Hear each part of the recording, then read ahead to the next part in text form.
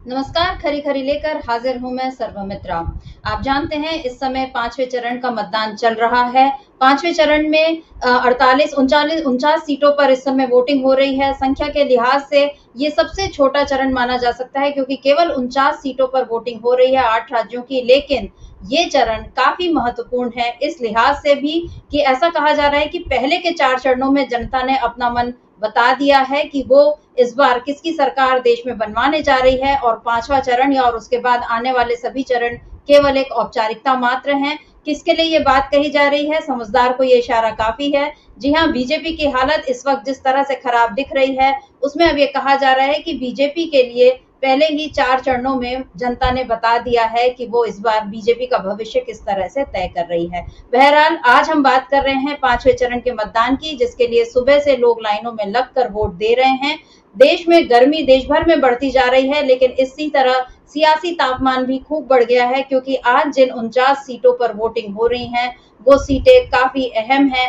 आज राहुल गांधी, स्मृति ईरानी, केएल शर्मा जैसे कई बड़े नाम आज दांव पर जिनकी किस्मत लगी हुई है। और कल आप लोगों ने देखा था कि फूलपुर में, जहां पर इलाहाबाद के पास की जो सीट है लोकसभा सीट, उस पर अखिलेश यादव और राहुल गांधी जब सभा के लिए पहुंचे थे तो वह माहौल कैसा बना।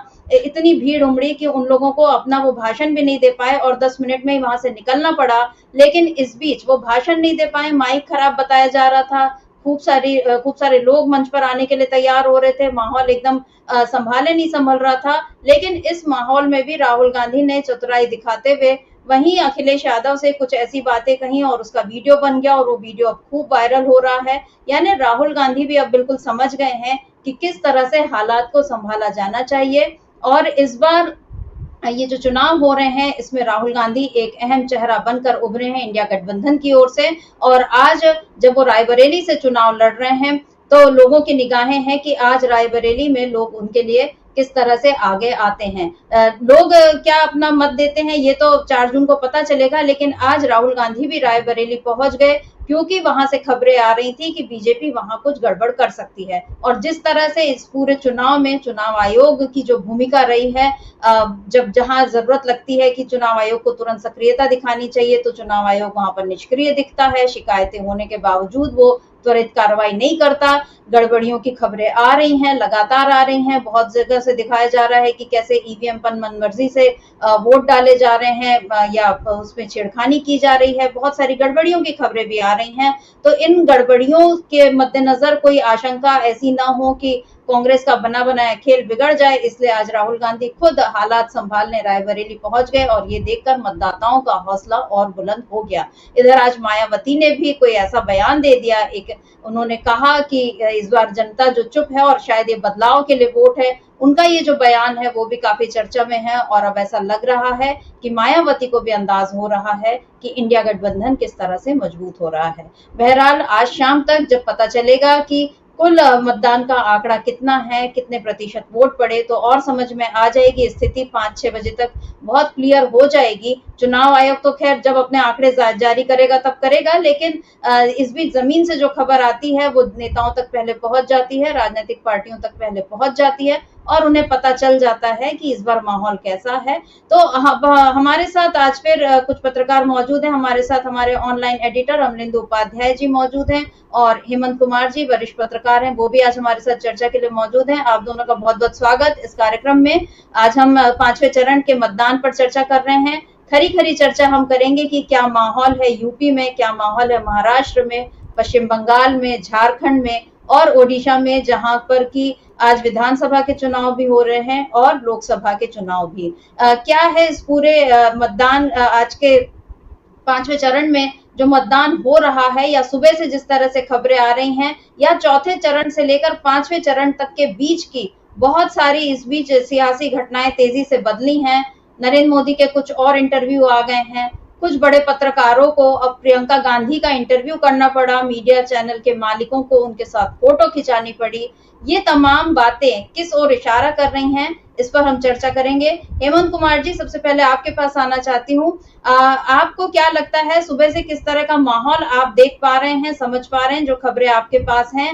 और इस बीच जो हमने शुरू में चर्चा की कि हमने बताया कि रायबरेली राहुल गांधी पहुंचे, ये मतलब राहुल गांधी अक्सर ऐसा करते नहीं है कि जब मतदान हो रहा है तो वो अपने मतदान क्षेत्र पहुंचकर एक-एक बूथ जाएं या कुछ बूथों पर जाकर वो निगरानी करें या बातचीत करें लोगों से। लेकिन रायबरेली जाकर राहुल गांधी को ऐसा करना पड़ा है।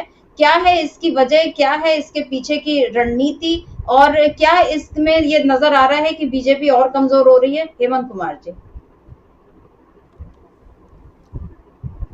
देखिए, आज जो पांचवें चरण का जो मतदान हो रहा है उसमें साफ साफ दिख रहा है कि जो अब तक दिख रहा था कि मतदाता मौन है, उन्होंने अपना मौन तोड़ा है और लोग महंगाई, बेरोजगारी का सवाल, संविधान और लोकतंत्र का सवाल, इन सवालों पर बोल रहे हैं। बूथों पर लोग, जो मीडिया चैनल के लोग जा रहे हैं वहां लाइव टेलीकास्ट करने के लिए, उनसे बातचीत में ये बात खुलकर कह रहे हैं कि उनसे पूछा जा रहा है कि आप किन मुद्दों पर वोट दे रहे हैं, तो खुलकर के महंगाई, बेरोजगारी का सवाल को सामने रख रहे हैं। तो इससे साफ दिख रहा है कि जो अब तक के जो चुनाव हुए थे जिसमें कहा जा रहा था कि मतदाता मौन है, तो मतदाता अब खुलने लगे हैं। इसका संकेत है कि मतदाता को साफ साफ दिखाई दे रहा है कि देश में एक परिवर्तन होने वाला है। तो ये एक ऐसा चुनाव है, खास करके जो पांचवें चरण का है, जिससे आप देख रहे होंगे कि बहुत जगहों पर वोटिंग प्रतिशत भी काफी बढ़ रहा है।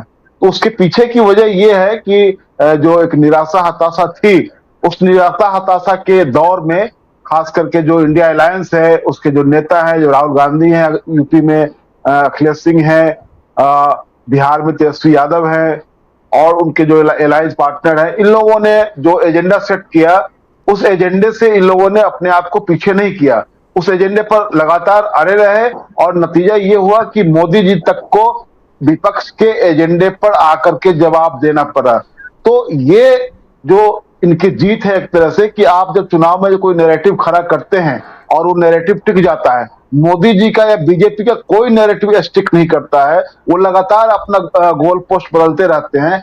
विपक्ष ने जो गोल पोस्ट तय कर दिया, बेरोजगारी का सवाल, महंगाई का सवाल, लोकतंत्र का सवाल, संविधान बदलने का सवाल, ये सवाल, इन सवालों पर जवाब देना पड़ रहा है। तो ये इसी वजह से आज के चुनाव पांचवें चरण में ये बदलाव नजर आ रहा है कि मुखर हो रहे हैं मतदाता। अब मैं बिहार में हूं, तो बिहार में मैं देख रहा हूं कि ये मौसम भी काफी खुशनुमा हो गया हुआ है, हल्की बारिश भी हुई है, गर्मी नहीं है, लोग निकल रहे हैं घरों से, और महिलाएं ये बात कह रही है कि महंगाई और बेरोजगारी हमारे लिए बड़ा मुद्दा है, हमारे घरों में हमारे बच्चे बेरोजगार बैठे हुए हैं, ये सवाल आ रहा है। रही बात जो आपने राहुल गांधी के बारे में पूछा कि राहुल गांधी वहां क्यों पहुंच गए, तो मुझे लगता है कि राहुल गांधी अपने प्रेजेंस से बहुत चीजों को कोरिलेट करते हैं, उससे जोड़ते हैं, कि जब वहां वो मौजूद होते हैं तो उनका जो मतदाता वर्ग है, उनके पार्टी के लीडर और कैडर हैं, वो अपने आप को उससे ऊर्जान्वित और ये उत्साहित महसूस करते हैं। तो राहुल गांधी चुनाव के दौरान जो ये उनको कहा जा रहा था, जो बीजेपी ने एक झूठ गढ़ा था उनके खिलाफ कि पप्पू, तो पप्पू ने ये दिखा दिया कि इस बार मोदी जी को पप्पू के एजेंडे पर बात करनी पड़ रही है। पप्पू ने जो एजेंडा सेट कर दिया, तो अब देखना ये जो कह रहे हैं कि पप्पू कौन है, ये अब देखने वाली बात है कि एजेंडा तो कांग्रेस ने सेट किया, तो कांग्रेस की जो गारंटियां हैं, उन गारंटियों के सामने मोदी जी की गारंटी बहुत फीकी दिखाई देती है। तो ये राहुल गांधी इस चुनाव में, आज के दिन वो चाहते तो हो सकता था कि बैठ करके देखते रहते वो, लेकिन अगर वहां वो उतरते हैं तो मतदाताओं से कनेक्ट करना है, और ये बहुत जरूरी था कि और आपका चुनाव क्षेत्र है वो, तो आप उसको आप अपने को कनेक्ट करें वोटर के साथ, अपने लीडर के साथ, अपने कार्यकर्ता के साथ। तो मैं समझता हूं कि ये वजह है कि जिसके कारण राहुल गांधी वहां पहुंचे हैं। जी जी, बिल्कुल हेमंत जी, आपने बिल्कुल सही बात उठाई है कि मतदाता मुखर हो गया है और जिस तरह से बेरोजगारी, महंगाई का सवाल है, उसको लेकर अब लोग बूथों पर पहुंच रहे हैं। और राहुल गांधी का पहुंचना भी, क्योंकि वो उनके आने से एक नई ऊर्जा आ जाती है। इंडिया गठबंधन में तो निश्चित ही ये ऊर्जा आई है। और कल जिस तरह का माहौल था फूलपुर में, अमलेंदु जी, वो हम लोगों ने देखा है कि मतलब इसको कहा जा रहा है कि बिल्कुल रिकॉर्ड टूट गए। वहां पर ऐसी रैली मतलब पूर्वांचल में तो नहीं हुई, और हाल फिलहाल के वर्षों में हम लोगों ने देखा है कि भीड़ तो जुटाई जाती है, लोग आते हैं, बुलाए जाते हैं, लेकिन ऐसा कभी नहीं हुआ कि इतनी भीड़ आ गई हो, वो भी विपक्ष के 2 नेताओं को सुनने के लिए, और ऐसे नेताओं को सुनने के लिए जिनके लिए मोदी लगातार दुष्प्रचार करते रह रहे हैं। अभी कुछ दिनों पहले, मतलब 2-3 दिन पहले ही उन्होंने इन दोनों के लिए जो खटाखट वाला बयान दिया था कि 4 जून के बाद इंडी गठबंधन टूट जाएगा खटाखट और शहजादे विदेश चले जाएंगे। और यहाँ इन्होंने दोनों शहजादों को, मतलब यानी राहुल गांधी और अखिलेश यादव दोनों के लिए शहजादा शब्द इस्तेमाल किया था। लेकिन कल जिस तरह का माहौल था वहां पर तो लोगों ने वहां ऐसा लगा कि लोगों के लिए ये लोग शहजादे नहीं बल्कि इनके दिल में ये बसे हुए हैं, और अगर वो शहजादा तो शहजादा सही, क्योंकि वो उनके दिलों के राजा हैं, ये नजर आया। कल राहुल गांधी और अखिलेश यादव की बातचीत का एक वीडियो जो वायरल हो रहा है, उसके थोड़े से अंश हम सुन लेते हैं अमलेंदु जी, उसके बाद इस चर्चा को आगे बढ़ाते हैं।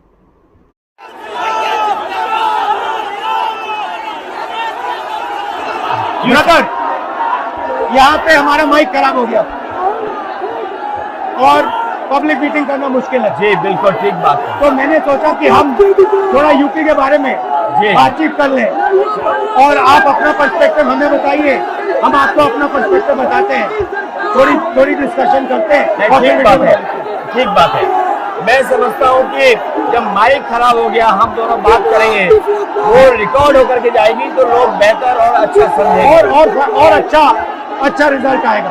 और क्योंकि सोशल मीडिया से वेल कनेक्टेड है तो सब लोगों को जानकारी मिल जाएगी कि हम और आप क्या बोल रहे हैं। यूपी जो 80 सीटें दे रहा है, इसमें 79 सीटें समाजवादी पार्टी, कांग्रेस, इंडिया गठबंधन जीत रहा है।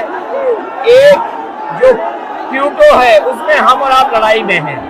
और इस बार क्यूटो नाम कैसे, जापान वाला ही है ये क्यूटो, क्योंकि जो प्रधान सांसद हैं उन्हें सपना दिखाया था काशी के लोगों को कि दुनिया की सबसे बेहतर सिटी बनेगी क्यूटो। तो क्यूटो बनी नहीं बनी, काशी के लोग ये तय करेंगे और फिर वोट डालेंगे। तो इस बार मन मर्जी नहीं चलनी है, मन की बात नहीं चलेगी, हमारे आपकी बात और 140 करोड़ लोगों की बात और संविधान की बात होगी। और आपने देखा, हम सब ने देखा कि यूपी को नरेंद्र मोदी जी ने बेरोजगारी का सेंटर बना दिया और इतनी बेरोजगारी की है। ये जितने बच्चे दिखाई दे रहे हैं, ये वो लोग हैं दिखाओ जो अग्निवीर या पेपर लीक, जिसकी वजह से इन्हें नौकरी नहीं मिली है और ये सब रोजगार नौकरी चाहते हैं। बीजेपी ने जो झूठे सपने दिखाए थे इन्वेस्टमेंट मीट के, जो झूठा सपना दिखाया था डिफेंस एक्सपो का, जो सपने बेचे थे G20 में, लेकिन इन नौजवानों को न नौकरी मिली न रोजगार मिला, आज ये खाली हाथ हैं। तो इसलिए हमें और आप मिल के, जो आपने कहा, जो इंडिया गठबंधन कह रहा है कि 30 लाख बच्चों को नौकरी दी जाएगी, उस दिशा में हम लोग काम करेंगे। और पहली नौकरी पक्की स्कीम, जिसके माध्यम से हर ग्रेजुएट को नौकरी का अधिकार, बेहतरीन ट्रेनिंग और बैंक अकाउंट में 1 लाख रुपए साल के। आपने नोट किया कि मोदी जी खटाखट बोलने शुरू कर दिए। ये आपके खटाखट के बाद वो रटारट खटाखट कर रहे हैं। अच्छा, आप एक बात बताइए, मुझे क्यूरियोसिटी है, थोड़ा आप अपने पापा के बारे में मुझे बताइए जी। मुलायम सिंह यादव जी के बारे में बताइए, आपने उनसे क्या सीखा? नेताजी और उनके साथ के लोग बिल्कुल जमीनी राजनीति करते रहे। हालांकि नेताजी कुश्ती, पहलवान और गांव के थे। करते हो कुश्ती? नहीं, मैं कुश्ती नहीं कर पाया जीवन में, क्योंकि मैं मिलिट्री स्कूल में चला गया तो कुश्ती नहीं कर पाया।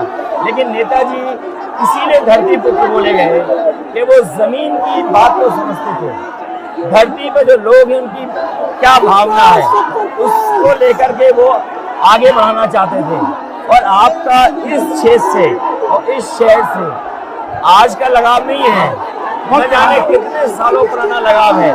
जो इमोशनल कनेक्ट आपका इस शहर और शहर से है, वो शायद और किसी राजनीतिक परिवार का नहीं होगा।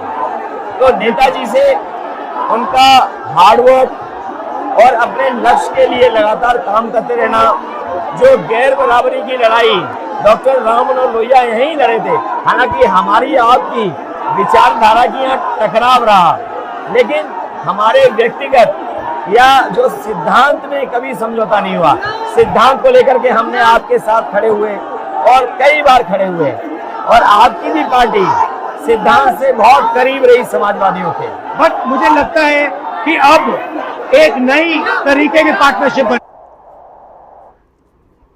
अमलेंदु जी, पता नहीं मोदी जी को शेरो शायरी का शौक है या नहीं, या उन्होंने सुना हो ना सुना हो, लेकिन अगर वो राहुल गांधी और अखिलेश यादव दोनों को अभी तक हल्के में लेते रहे हैं तो ये मुझे गालिब का शेर याद आता है कि हर एक बात पर कहते हो कि तुम क्या हो, तुम ही कहो ये अंदाज गुफ्तगू क्या है। तो यहाँ ऐसा लग रहा है कि ये जो अंदाज गुफ्तगू है राहुल गांधी और अखिलेश यादव का, इसको सुनकर क्या मोदी जी ने इसको सुना होगा और उनको क्या लगा होगा, क्योंकि यहाँ पर कोई स्क्रिप्टेड बातचीत नहीं थी। हम लोगों ने देखा क्योंकि माइक खराब है तो फौरन ये निर्णय ले लिया होगा कि चलो हम वीडियो पर मतलब तुरंत ही फोन पर बात कर लेते हैं कि उसको रिकॉर्ड कर लेते हैं फोन से और उसको सोशल मीडिया पर हम कर देंगे प्रसारित। और उसके बाद यहाँ जो बातचीत भी हो रही है बिल्कुल स्क्रिप्टेड नहीं है, क्योंकि वो दोनों के बीच बहुत सहजता से बात हो रही है। उसमें ये नहीं दिख रहा है कि कहीं कोई रटे रटाए सवाल या जवाब है। आपको क्या लगता है कि कल की इस बातचीत को सुनकर आज अब मोदी जी के हौसले कितने और कमजोर पड़े होंगे? क्योंकि अब हमने देखा कि वो कांग्रेस के घोषणा पत्र पर मुस्लिम लीग से जो उन्होंने बात शुरू की थी वो अब 5वां चरण आते आते ये बात हो गई है। योगी आदित्यनाथ का एक बयान आया है कि अगर मोदी सरकार फिर से आती है तो 6 महीने में वो पाक ऑक्यूपाइड कश्मीर को ले लेंगे। 10 साल से आपने कुछ नहीं किया, लेकिन अब ये बीजेपी की हताशा को बता रहे हैं कि अब वो मुस्लिम लीग से होते हुए पाक ऑक्यूपाइड कश्मीर तक पहुंच गए हैं। आपको क्या लगता है कि कल के इस गुफ्तगू को राहुल गांधी और अखिलेश यादव की सुनने के बाद क्या अब हाल हो रहा होगा बीजेपी का? और आज के चुनाव में, क्योंकि कल का वीडियो है, आज यूपी में चुनाव है 13-14 सीटों पर, वहां पर इसका क्या असर पड़ रहा होगा?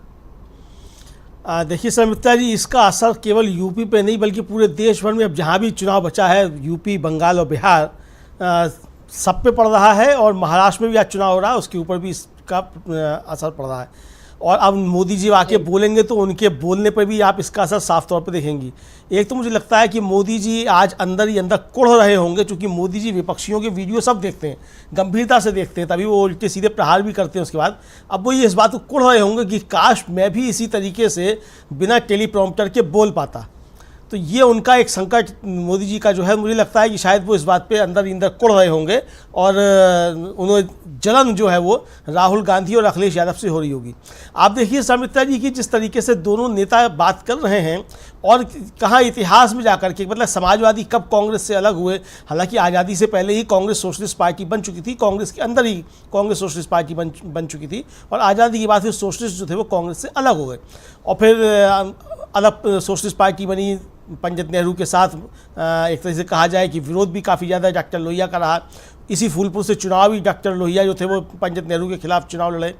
तो ये सारी चीज़ें उसको इतिहास में बैकग्राउंड में जाकर के दोनों नेता एक दूसरे को याद कर रहे हैं और ये भी बता रहे हैं कि हमारे विचार आपस में भले ही एक दूसरे के खिलाफ रहे हो, हम एक दूसरे के खिलाफ अब तक हमने राजनीति की हो, लेकिन जहाँ तक लोकतांत्रिक मूल्यों की और संविधान की रक्षा की बात है तो समाजवादी और कांग्रेस दोनों जो हैं वो इस मुद्दे पे आकर के एकजुट रहे हैं। तो इसलिए जो आज जो गठबंधन बना है वो समाजवादी पार्टी और कांग्रेस का जो गठबंधन है वो मुद्दों के आधार पर कहा जाए तो जो मूल भावना है संविधान को बचाने की, उसको लेकर के एकजुट है। तो ये एकजुटता जो है और एक रूपता जो मुद्दों को लेकर के वो दोनों दलों के बीच में देखी जा सकती है। यहाँ से शर्मिष्ठा जी एक तरीके से कहा जाए कि पूरे देश के अंदर एक संदेश गया है और जनता मुखर होकर के बोलने लगी है कि जिस तरीके से प्रयागराज या फूलपुर के लोग जो हैं वो बोल रहे हैं, उसी तरीके से अब जनता खुल करके जो है वो सवाल उठाने लग गई है।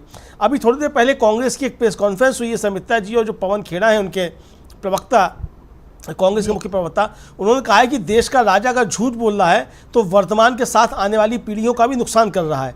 प्रधानमंत्री नरेंद्र मोदी लगातार हमारे मैनिफेस्टो के बारे में झूठ फैला रहे हैं। आपको विपक्ष की निंदा करनी है तो कीजिए, लेकिन अपना लेखा जोखा भी दीजिए।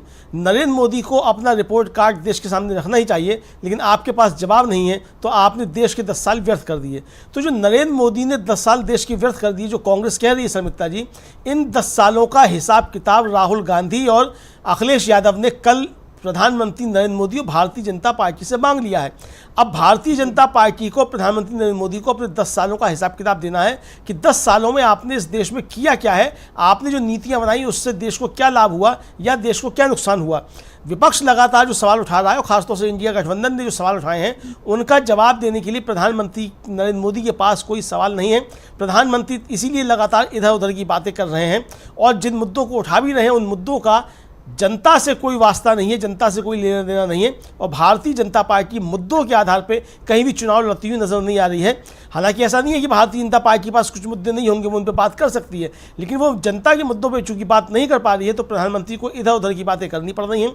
लगातार गोल पोस्ट चेंज करना पड़ रहा है और जो गोल पोस्ट वो चेंज कर भी रहे हैं वो कहीं ना कहीं भारतीय जनता पार्टी को फंसाते हुए नजर आ रहे हैं। सर मित्रा जी, बिल्कुल बीजेपी फंस रही है क्योंकि मोदी उसको फंसाते जा रहे हैं। ये कहने में अब शायद कोई संकोच भी नहीं होना चाहिए क्योंकि मोदी की गलतियां बार बार बीजेपी पर भारी पड़ रही हैं। हेमंत कुमार जी, इधर हमने बिहार में देखा कि जिस तरह राहुल गांधी की भारत जोड़ो न्याय यात्रा पहुंचने वाली थी, उसके पहले ही नीतीश कुमार को अपने दल में मतलब एनडीए में शामिल करवा लिया था प्रधानमंत्री मोदी ने, और इसे वो बहुत बड़ी जीत मान रहे थे कि हमने बिहार में फिर से सरकार में हम हिस्सा बन गए हैं और हमने इंडिया गठबंधन को कमजोर कर दिया है।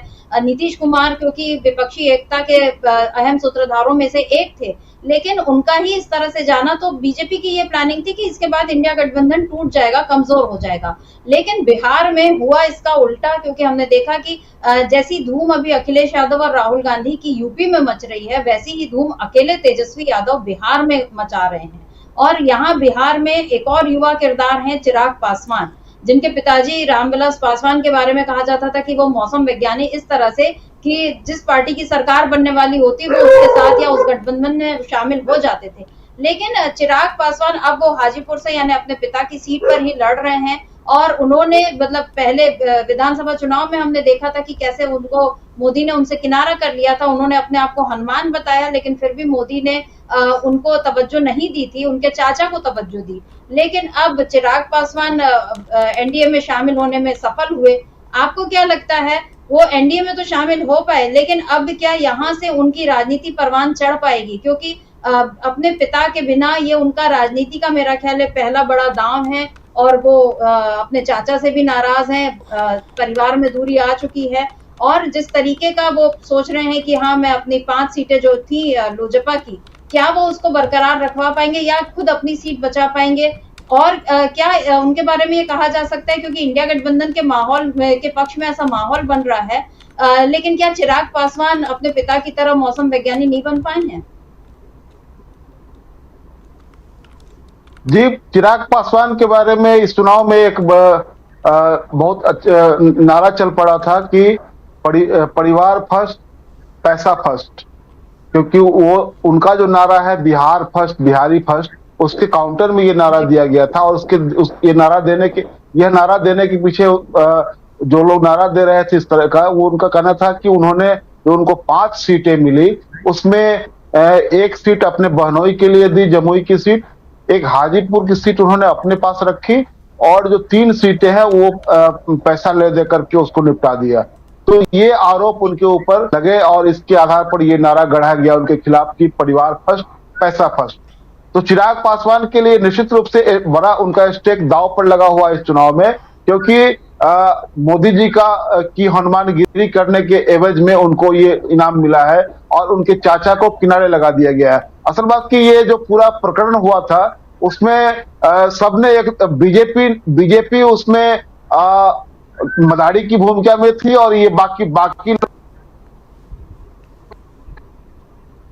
आपकी आवाज नहीं आ रही है हेमंत जी, आपकी आवाज नहीं आ रही है, हम फिर से आपके पास लौटेंगे। अमरेंद्र जी, आपसे मैं जानना चाहती हूँ, एक तो चिराग पासवान का जो सवाल मैंने हेमंत जी से किया वही सवाल आपसे भी है कि क्या चिराग पासवान ने अपने पिता से वैसी सीख नहीं ली? क्योंकि जैसे अभी हम देख रहे थे कि अखिलेश यादव ने अपने पिता से राजनीति की शिक्षा ली या राहुल गांधी को अपने माँ और दादी से जो राजनीति का ज्ञान मिला, क्या चिराग पासवान रामविलास जी की तरह राजनीति करना नहीं सीख पाए? और दूसरी बात, यूपी में खास करके रायबरेली और अमेठी सीटों पर, क्योंकि अभी एक वीडियो में देख रही थी जिसमें स्मृति ईरानी से एक पत्रकार सवाल कर रहे थे, तो वो उन्होंने कैमरा पीछे कीजिए और माइक, और थोड़ा सा वो परेशान सी नजर आ रही थी। जब अपनी जीत का दावा, मतलब वो अगर अपनी जीत का भरोसा हो तो वैसी परेशानी चेहरे पे नहीं दिखती, लेकिन स्मृति ईरानी यहाँ जिस तरह से परेशान दिख रही थी उस बारे में भी आपसे जानना चाहती हूँ, और चिराग पासवान के बारे में भी आप क्या सोचते हैं अमरेंद्र जी? देखिए सर, चिराग पासवान जो है, चूंकि वो कहा जाए कि वो फिल्म की दुनिया से राजनीति में आए। अमरेंद्र जी माफ कीजिए, आपको रोक रही हूँ। हेमंत जी की आवाज फिर से हम सुन पा रहे हैं। हेमंत जी, आप चिराग पासवान के बारे में कुछ कह रहे थे। हाँ, तो मैं ये कह रहा था कि जो पूरा जो चिराग पासवान का, नीतीश कुमार का, उनके चाचा का जो पूरा प्रकरण था, उसमें बीजेपी मदारी की भूमिका में थी और इन लोगों के साथ वो खेल कर रही थी। तो चिराग पासवान का की पार्टी तोड़ी पहले, उसके बाद परिवार तोड़ा, और जब नीतीश कुमार के खिलाफ उनका इस्तेमाल किया गया, तो एक साथ वो बीजेपी ने कई तरह के खेल किए। नीतीश कुमार की राजनीतिक हैसियत कम कर दी, चिराग पासवान की पार्टी तोड़ दी, चिराग पासवान के परिवार में मतभेद पैदा कर दिए। तो ये सब कुछ करने के बाद चिराग पासवान का पोटेंशियल का इस्तेमाल करने के लिए कि ये पासवान बिरादरी से आते हैं और इनका वोट बैंक है, उसका इस्तेमाल हो। लेकिन हो ये रहा है कि इस पूरे चुनाव में नीतीश कुमार को जो लेकर के ये आए जनवरी महीने में, तो नीतीश कुमार आज की तारीख में पूरे चुनाव में कोई फैक्टर नहीं रह गए हैं। पूरा चुनाव बिहार में नीतीश ये तेजस्वी बनाम मोदी हो गया हुआ है और नीतीश कुमार बिल्कुल किनारे हैं। और नीतीश कुमार का पूरा जो चेहरा जो है वो इतना भावशील हो गया हुआ है कि उस पर लगातार यहाँ पर चर्चा हो रही है कि आखिरकार नीतीश कुमार क्या कुछ फिर से नए सिरे से कुछ सोच रहे हैं, क्योंकि वो इस चुनाव में बहुत बड़ा फैक्टर नहीं रह गए हैं। तो उसके पीछे ये है, एक तो उनकी बीमारी और मानसिक स्थिति, दूसरे जो उनके सलाहकार हैं उन लोगों ने उनके साथ जो कुछ किया है उसका जो राजनीतिक असर हो रहा है वो इस रूप में हो रहा है कि उनका वोटर और चिराग पासवान का वोटर दोनों एक दूसरे को सपोर्ट नहीं कर रहे हैं, दोनों एक दूसरे के खिलाफ जाते हुए दिख रहे हैं। और बहुत जगह तो खास करके समस्तीपुर के इलाके में वहां से वीडियो आया, जो नीतीश कुमार की बिरादरी के लोग हैं उन लोगों ने खुलेआम कहा कि हम चिराग पासवान के उम्मीदवार को वोट नहीं करेंगे, जो हमारा कुर्मी बिरादरी है वो नहीं करेगा। और ये खुलेआम उसका वीडियो आया, बहुत सारे लोगों ने इस पर अपनी प्रतिक्रिया दी। तो ये साफ साफ दिखाई दे रहा है कि चिराग पासवान का जो फैक्टर है, जो नीतीश कुमार को काफी डैमेज किया गया था, तो वो इस चुनाव में चिराग पासवान और उनकी पार्टी को नीतीश कुमार के लोगों का वोट ट्रांसफर नहीं हो रहा है और चिराग पासवान के लोग भी जहां तहां उनके साथ इसी तरह कर रहे हैं। तो ये एनडीए अलायंस के लिए एक बड़ी परेशानी का कारण है ये, जिस वजह से मुझे लगता है कि नतीजों पर इसका असर साफ साफ दिखाई देगा। जी शुक्रिया। आपने बहुत सही जानकारी दी कि एनडीए में जो असर, मतलब वहां पर नीतीश कुमार और चिराग पासवान के बीच जिस तरह की चीजें चल रही हैं, मतलब दोनों एक दूसरे को सपोर्ट नहीं कर रहे हैं, हालांकि दोनों ही एनडीए में हैं, उसका हिस्सा हैं। यानी कुल मिलाकर वहां पर बीजेपी को और एनडीए को नुकसान होता हुआ दिख रहा है। अमलेंदु जी, क्या यही स्थिति यूपी में और महाराष्ट्र में भी बन रही, क्योंकि महाराष्ट्र में भी इस समय हालत यही है कि वहां पर उद्धव ठाकरे और अजीत पवार, मतलब शरद पवार, उद्धव ठाकरे और शरद पवार, इन दो लोगों के पक्ष में जिस तरह से सहानुभूति की एक लहर चल रही है, और इस बीच बीजेपी ने वहां पर जो खेल किया है तोड़फोड़ का, एक तो वो बात, और दूसरा सवाल जो मैंने आपसे किया था कि रायबरेली और अमेठी में, क्या अमेठी में आपको लग रहा है कि स्मृति ईरानी के लिए इस बार स्थिति खराब है? क्योंकि हम लोगों ने पहले भी जितनी रिपोर्ट्स की वहां पर, और बुशरा जी गई थी वहां पर, तो वहां जमीनी हालात भी यही दिख रहे हैं। और अब जो रायबरेली राहुल गांधी पहुंच गए हैं, या स्मृति ईरानी की जो परेशानी आज सामने आई है, आपको क्या लगता है क्या हो रहा है इस समय यूपी में? देखिए, इस समय यूपी में सुमित्रा जी ज़बरदस्त तरीके की एक आंधी चल रही है, और ये आंधी किस तरफ चल रही है इसको साफ तरीके से समझा जा सकता है। उत्तर प्रदेश में मुझे लगता है कि संविधान जो है वो एक महत्वपूर्ण मुद्दा बन गया है, और इस संविधान को बचाने के लिए ही लोग जो है वो सड़कों पे निकल करके वोट डालने के लिए आगे आ रहे हैं, और ये भारतीय जनता पार्टी के लिए चिंता का विषय निश्चित तौर पे सुमित्रा जी बन गया है। जहाँ तक स्पेसिकली रायबरेली और अमेठी की बात है, तो अमेठी और रायबरेली में भी ज़बरदस्त तरीके से जनता सड़कों पे दिखाई पड़ रही है और अब वोकल हो रही है। अभी तक तो ये था कि वहाँ डराया धमकाया जा रहा था, जिस ये चीज़ें आई। अभी यूपी कांग्रेस ने ट्वीट किया कि कल ही जो है कुछ 2 ब्राह्मण लोगों को उठा लिया गया रायबरेली में, पुलिस ने गिरफ्तार कर लिया, चूँकि वो कांग्रेस को समर्थन दे रहे थे। उसके बाद जो है ब्राह्मणों में ज़बरदस्त तरीके से नाराज़गी वहाँ भारतीय जनता पार्टी के प्रति हो गई है। इसी तरीके से अमेठी में जब रायबरेली में ही जब वो एक ब्राह्मण पत्रकार था, उसको जब वहाँ भाजपा के लोगों ने बुरी तरीके से मारा, तो उसके बाद बताया जाता है कि वहाँ 156 गांव जो हैं वहाँ ब्राह्मणों की, उनमें बैठकें हुई और ये तय किया गया कि भारतीय जनता पार्टी को ज़बरदस्त तरीके से हराना है। तो ये कुल मिलाकर के सुमित्रा जी, भारतीय जनता पार्टी के खिलाफ अब तमाम समाज जो है वो निकल करके आगे आ रहे हैं, और भारतीय जनता पार्टी की जो रणनीति रही जातियों को आपस में लड़ाने की, उसके खिलाफ अब जनता जो है एकजुट हो रही है। एक तो भारतीय जनता पार्टी के खिलाफ ये मसला जा रहा है, दूसरा सुमित्रा जी, भारतीय जनता पार्टी ने जो किया है अभी तक जो 10 सालों में किया, उसका जवाब अब भारतीय जनता पार्टी को देना पड़ रहा है कि 10 सालों में आपने देश के अंदर किया क्या है। लोग अब जो अच्छे तरीके से सवाल पूछ रहे हैं। उधर महाराष्ट्र में जिस तरीके से उद्धव ठाकरे की सरकार को गिराया गया, शिवसेना को तोड़ा गया, शरद पवार की पार्टी को तोड़ा गया, अजीत पवार को अपने साथ मिला लिया गया, ये सब कुल मिलाकर के भारतीय जनता पार्टी के लिए एक तरीके से बूमरंग साबित हो रहा है। आप देखिए पूरे चुनाव में अजीत पवार जो हैं वो कहाँ आपको दिखाई पड़े चुनाव में, केवल एक बारामती के अलावा। मुझे लगता है कि अजीत पवार ने कहीं भी जाकर के भारतीय जनता पार्टी के लिए वोट नहीं मांगा है, और कहीं गए भी होंगे तो वो हल्के फुल्के तौर पे ही गए होंगे। इसी तरीके से एकनाथ शिंदे भी भारतीय जनता पार्टी के लिए कुछ मददगार होते हुए साबित नजर नहीं आए हैं। उल्टे एकनाथ शिंदे जो है वो, उनके बेटे खुद जो है वो बुरी तरीके से फंसे हुए नजर आ रहे हैं। सूचना ये है समिता जी, अभी मैं देख रहा था सोशल मीडिया पर वायरल हो रहा, मैं नहीं कह सकता कि वो कितना सच है कितना गलत है। ये जो फलौदी का सट्टा बाजार है वो इंडिया गठबंधन को 359 सीटें दिखा रहा है और भारतीय जनता पार्टी को 139 दिखा रहा है। अब मैं नहीं कह सकता वो सही है या गलत है, लेकिन अगर इस तरीके की चीज़ें चल रही हैं तो ये हमको ज़मीन पे होता हुआ भी एक तरीके से दिखाई पड़ रहा है। जो एक हवा बन चुकी है सर मित्रा जी, वो हवा ये बन चुकी है कि भारतीय जनता पार्टी को सत्ता से बेदखल करना है, मोदी जी को हटाना है, चूँकि देश बचाना है। तो अब देश बचाना जो मुझे लगता है वो देश के जनता के सामने पहला लक्ष्य हो गया है, और देश बचाने के लिए भारतीय जनता पार्टी को सत्ता से हटाना है। ये एक माहौल बनता चला गया है और ये अब खुल करके एक तरीके से कहा जाए वो सामने आ रहा है। हाजीपुर को लेकर के और चिराग पासवान को लेकर के हेमंत कुमार जी ने बहुत विस्तार से विश्लेषण कर ही दिया है समिता जी। चिराग पासवान जो हैं वो असल में जिस पृष्ठभूमि से आते हैं वो पृष्ठभूमि नहीं है जिस पृष्ठभूमि से पशुपतिनाथ पारस आते हैं या रामविलास पासवान आते थे। चूँकि वो पृष्ठभूमि अलग है उनकी, वो अब उस धारा से अलग एक तरीके से हो चुके हैं। और फिर जिस तरीके से बांटने का सवाल आया, टिकट बांटने का, उसको लेकर के भी उनके ऊपर बहुत ज़्यादा आरोप है। उस पर हेमंत कुमार जी ने बहुत अच्छे से विश्लेषण उसका कर ही दिया सर मित्रा जी। दूसरी बात यह है कि जो इंडिया गठबंधन है सर मित्रा जी, वो किस तरीके से एकजुट होकर के लड़ रहा है और उसके नेता भी आपस में एकजुट हैं, कार्यकर्ता भी एकजुट हैं। आप देखिए कि जिस तरीके से कल दोनों नेताओं की बातचीत हुई है, अखिलेश यादव और राहुल गांधी की, आप समझ सकती हैं कि किस तरीके से उनकी आपस की बॉन्डिंग जो है वो साफ दिखाई पड़ रही है। इसी तरीके से जो नीचे जो उनका कार्यकर्ता और जनता जो है वो जिस तरीके से उत्साहित है, उससे भी आप समझ सकती हैं कि दोनों दलों के कार्यकर्ता किस तरीके से उत्साहित हैं। क्या इस तरीके का कोई उत्साह जो है, हम ये सोच सकते हैं कि भारतीय जनता पार्टी और चिराग पासवान की पार्टी जो है उसके लोगों में बिहार में देखा जा सकता है? क्या इस तरीके का कोई उत्साह बीजेपी और जनता दल यू के कार्यकर्ताओं, उनके नेताओं के पीछे देखा जा सकता है? ये बिल्कुल सिरे से नदारत है।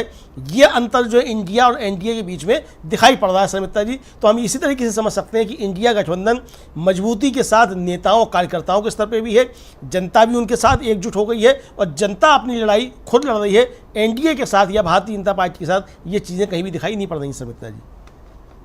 बिल्कुल, इन चुनावों को बार बार ये कहा ही जा रहा है, मतलब जो राजनीतिक विश्लेषक हैं, जो बड़े पत्रकार हैं, वो इन चुनावों को इसी तरह से परिभाषित कर रहे हैं और कि इस बार का चुनाव जनता बनाम मोदी हो गया है, क्योंकि माहौल ऐसा ही बन गया है कि एक और मोदी और बीजेपी या एनडीए, और एनडीए में जब है या बीजेपी में भी जब मोदी का नाम आ रहा है तो बाकी किसी नेता का नाम नहीं आ रहा। और ये चाहे बिहार हो, चाहे यूपी हो, चाहे महाराष्ट्र हो, हर जगह यही दिख रहा है। और इसीलिए मोदी को बार बार जगहों पर, राज्यों में एक नहीं कई बार जाकर प्रचार करना पड़ रहा है। वहीं इंडिया गठबंधन में एक अलायंस जो बना भी है, तो नेताओं के बीच और उनके कार्यकर्ताओं के बीच अब एक सहज तालमेल भी देखा जा रहा है, चाहे हम दिल्ली में देखें, महाराष्ट्र में देखें, यूपी में देखें या बिहार में देखें। जिस तरह की बात हमने की कि अखिलेश और राहुल के बीच जो केमिस्ट्री है, हेमंत जी, वही केमिस्ट्री हमको तेजस्वी यादव और इनके राहुल गांधी के बीच भी देखने मिली। और अभी जो चुनाव के कुछ समय पहले ही मुकेश सहनी भी जब आए तेजस्वी यादव के साथ, यानी जब वो भी इंडिया गठबंधन का हिस्सा बने, तो हमने देखा कि मुकेश सहनी और तेजस्वी यादव ने भी मिलकर, बिल्कुल 2-3 सीटों की बात थी लेकिन तहलका मचा दिया था। और वहां पर उनका जो हेलीकॉप्टर में खाने वाला जो मसला था, यानी उन्होंने मछली खाई और जो जिस तरह की बातचीत की, और उसको बीजेपी ने जैसा लपका, आपको क्या लगता है कि इन सब बातों का वहां पर क्या असर पड़ा? अब तक लोगों ने क्या उस बात को वो याद रख रहे हैं, इन बातों को वो याद कर पाते हैं? वहां पर जाति समीकरण किस तरह से बन रहे हैं? क्योंकि इंडिया गठबंधन ने भी बिल्कुल अपने पासे उसी तरह से बैठाए हैं। और दूसरी बात, वहां पर जो रोहिणी आचार्य जो इस समय खड़ी हैं लालू प्रसाद के परिवार से भी, तो मतलब तो इन सब का आप वहां पर क्या असर देख रहे हैं कि किस तरह से वहां बीजेपी की हालत इस बार क्या होती जा रही है, क्योंकि उसके कई पुराने बड़े नेता अब अलग हो गए हैं, या अब वो चुनाव नहीं लड़ रहे, या वो मैदान से बाहर हैं। और नीतीश कुमार का हाल तो हम लोगों ने देख ही लिया कि किस तरह से वो बीजेपी के कमल को, वो लाइट जलाने बुझाने वाले कमल को पकड़ के बिल्कुल एक कोने में खड़े कर दिए गए थे। तो क्या बिहार में इस बार एनडीए को लेकर कोई उत्साह का माहौल आपको नजर आ रहा है, हेमंत जी? जी संघमित्रा जी, एनडीए को लेकर के यहाँ कोई उत्साह का माहौल नहीं है। जैसा देश में कोई उत्साह का माहौल नहीं है जो उनको लेकर के, उसी तरह बिहार में नहीं है। यहाँ जो आपने कहा कि नीतीश कुमार वाला जो फैक्टर है, नीतीश कुमार को लेकर के उनके प्रति सहानुभूति भी है और नीतीश कुमार को लेकर के बीजेपी से नाराजगी भी है, क्योंकि नीतीश कुमार से तमाम असहमतियों के बावजूद बिहार का एक बहुत बड़ा मतदाता वर्ग है जो ये समझता था कि नीतीश कुमार ने इस राज्य में बहुत कुछ अच्छा किया और उसको लेकर के नीतीश कुमार एक तरह से चैंपियन के रूप में देखे जाते थे। लेकिन नीतीश कुमार की जो स्थिति आज की तारीख में हो गई हुई है, राजनीतिक रूप से उनको हाशिए पर डाल दिया गया हुआ है, उनका स्वास्थ्य ठीक नहीं है, तो इसको लेकर के एक नाराजगी भी है और वो नाराजगी सीधे बीजेपी के खिलाफ जाती हुई दिख रही है। तो ये जो पूरा नैरेटिव जो यहाँ बन रहा है, इसका नुकसान भी एनडीए को और बीजेपी को उठाना पड़ रहा है, क्योंकि मैंने बताया कि जो चिराग पासवान और नीतीश कुमार का फैक्टर दोनों एक दूसरे के खिलाफ, आप उसको इस रूप में देख सकते हैं जैसे कि वो सांप नेवले की दोस्ती वाली बात होती है, उसी तरह की। क्योंकि जब नीतीश कुमार ने इस बार जो पाला बदला था तो शपथ ग्रहण समारोह में चिराग पासवान ने आने से मना कर दिया था। जेपी नड्डा ने उनको बहुत मना करके और वो बिहार लाया था और राजभवन लेकर गए थे, चार्टर प्लेन से आए थे। इवन की उपेंद्र कुशवाहा भी नहीं आ रहे थे। इधर शपथ ग्रहण शुरू होने वाला था और कुशवाहा काराकाट जा रहे थे, उनको बीच रास्ते से जबरदस्ती फोन करके और एक तरह से धमकी देकर के बुलाया गया था कि नहीं आपको आना है। तो इस तरह के रिश्तों की भी, तो ये जो पूरा जो रिश्ता है, उस रिश्ते में बहुत सारी दरारें हैं। लेकिन इधर जो आप बता रही हैं कि जो मुकेश सहनी के आने के बाद ये एक डेडली कॉम्बिनेशन बन गया हुआ है, जिसको कहते हैं कि मारक जो गठबंधन जो है, उस तरह का गठबंधन बना हुआ है और ये काफी असर दिखा रहा है। अभी आप देखिए कि जो अगर वोट बैंक के हिसाब से, जातियों के गणित के हिसाब से अगर मैं आपको समझाऊं, तो आप देख लीजिए कि जो मल्लाह, जिसके बारे में कहा जाता था कि वो बीजेपी के साथ है, लंबे समय से बीजेपी के साथ रहा है, लेकिन उसमें डेंट अगर हो रहा है तो किसका नुकसान हो रहा है? वो बीजेपी का नुकसान हो रहा है। चिराग पासवान की बिरादरी के वोटरों में अगर ये विभाजन है तो उसका नुकसान किसका हो रहा है? तो एनडीए का नुकसान हो रहा है, बीजेपी का हो रहा है, वो इनका नुकसान हो रहा है, चिराग पासवान का। उपेंद्र कुशवाहा की कुशवाहा बिरादरी में, कोई बिरादरी में अगर वो डेंट पड़ रहा है, उसमें विभाजन हो रहा है, तो नुकसान किसका हो रहा है? एनडीए का, बीजेपी का, उसके एलायंस का नुकसान हो रहा है।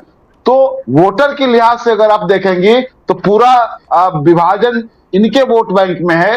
इंडिया अलायंस का वोट बैंक जो है वो इंटैक्ट है और ये बीजेपी के लिए बहुत चिंता का विषय है, क्योंकि इनके आधार में बहुत बड़ा बिखराव हुआ है और वो इंटैक्ट नहीं रह गया हुआ है। और दूसरी ओर जो कुछ नेताओं को लेकर के जो राजनीतिक जो संदेश गया है, वो बिल्कुल इनके खिलाफ गया है। नीतीश कुमार के साथ इनका व्यवहार, दूसरी ओर चिराग पासवान के चाचा पशुपति कुमार पारस का हाजीपुर न जाना चुनाव प्रचार करने और चुनाव प्रचार के बीच में उनका बयान आना कि मुझे तो नॉमिनेशन समारोह में, नामांकन समारोह में बुलाया ही नहीं गया था।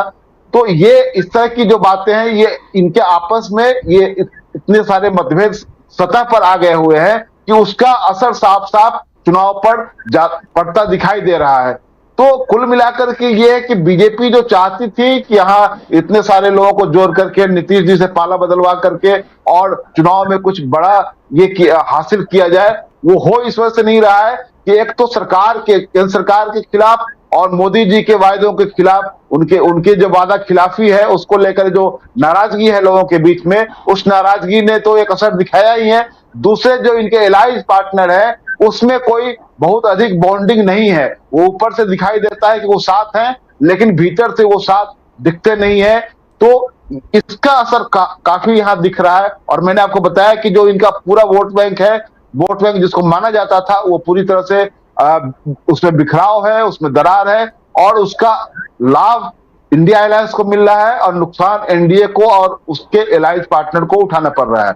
जी जी बिल्कुल, एनडीए में बिखराव है क्योंकि दलों में आपस में नहीं बन रही और इसी वजह से उनके बीच जो वो एक जनता तक ये मैसेज ही नहीं दे पा रहे हैं कि हम आपके भले के लिए या आपके सुनहरे भविष्य के लिए आप हमको वोट करिए, और यही वजह है कि वोटों में भी बिखराव आ गया है। हमारे साथ जुड़ चुके हैं वरिष्ठ पत्रकार जयशंकर जी।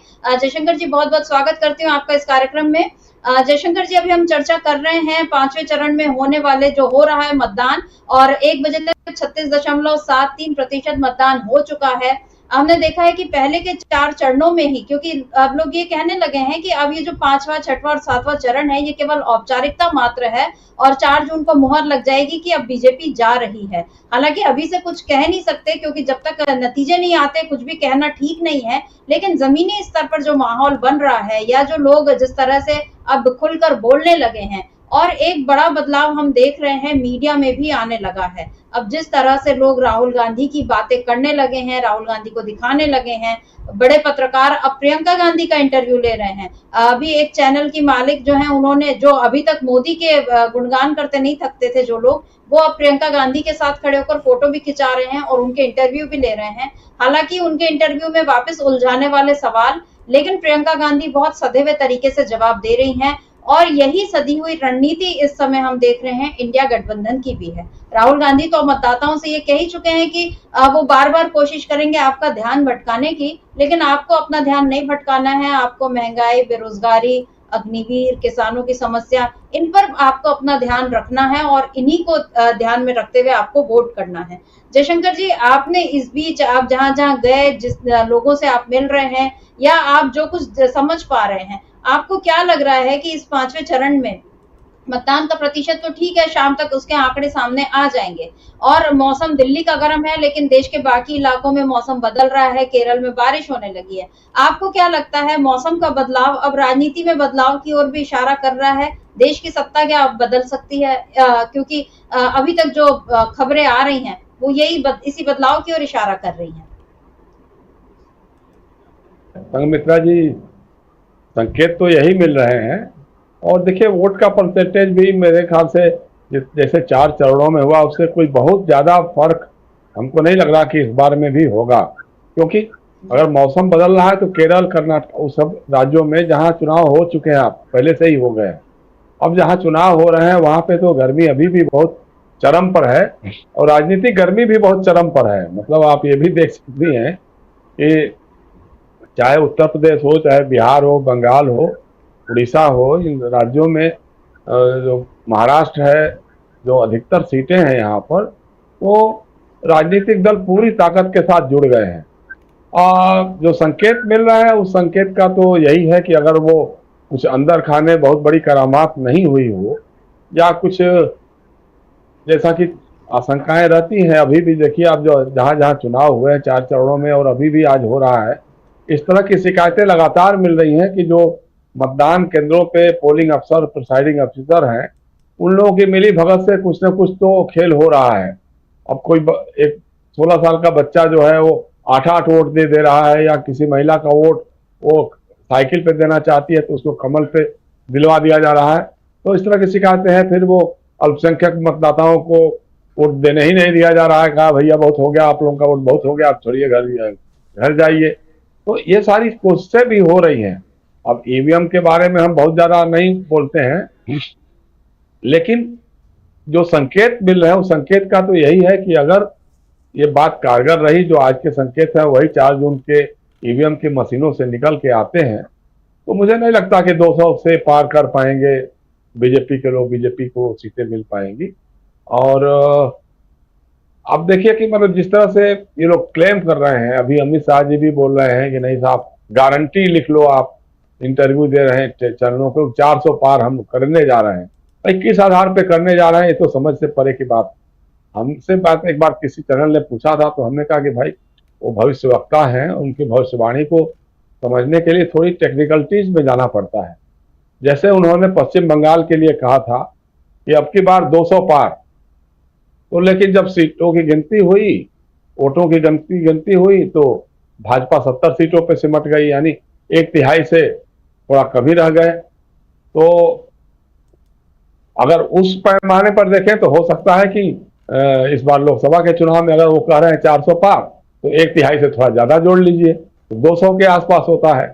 तो लेकिन अब प्रधानमंत्री तो इतने कॉन्फिडेंट हैं अपने लेवल पे, और जितना जिस ढंग के भाषण दे रहे हैं, हालांकि उनके चेहरे से हवाइयां उड़ रही हैं और उनके भाषणों में लगातार बौखलाहट दिखाई दे रही है, लेकिन वो मैसेज दे रहे हैं। सब इंटरव्यू में कह रहे हैं कि साहब हम तो 8 जून को या कब उसके बाद जो है वो G24 का समिट हो रहा है, तो G22 का समिट हो रहा है, उसमें जाने वाले हैं, तो हम इस बैठक में जाने वाले हैं। हमने तो 100 दिन आगे के सारे प्रोग्राम भी तय कर लिए हैं। मतलब तीसरी बार वो शपथ लेना बस एक औपचारिकता भर है। तो एक तरफ तो वो कर रहे हैं, दूसरी तरफ उनके जो पब्लिक अपीयरेंस में जो भाषण आ रहे हैं, उन भाषणों में तो ऐसी जहर बुझी बातें, मतलब कभी कोई सोच नहीं सकता कि किसी देश का प्रधानमंत्री इस तरह की बातें भी कर सकता है अपने देश के एक बड़े समाज के बारे में, समुदाय के बारे में, या राजनीतिक विरोधियों के बारे में ऐसी ऐसी घृणित और नफरत फैलाने वाली बातें कोई प्रधानमंत्री कर सकता है,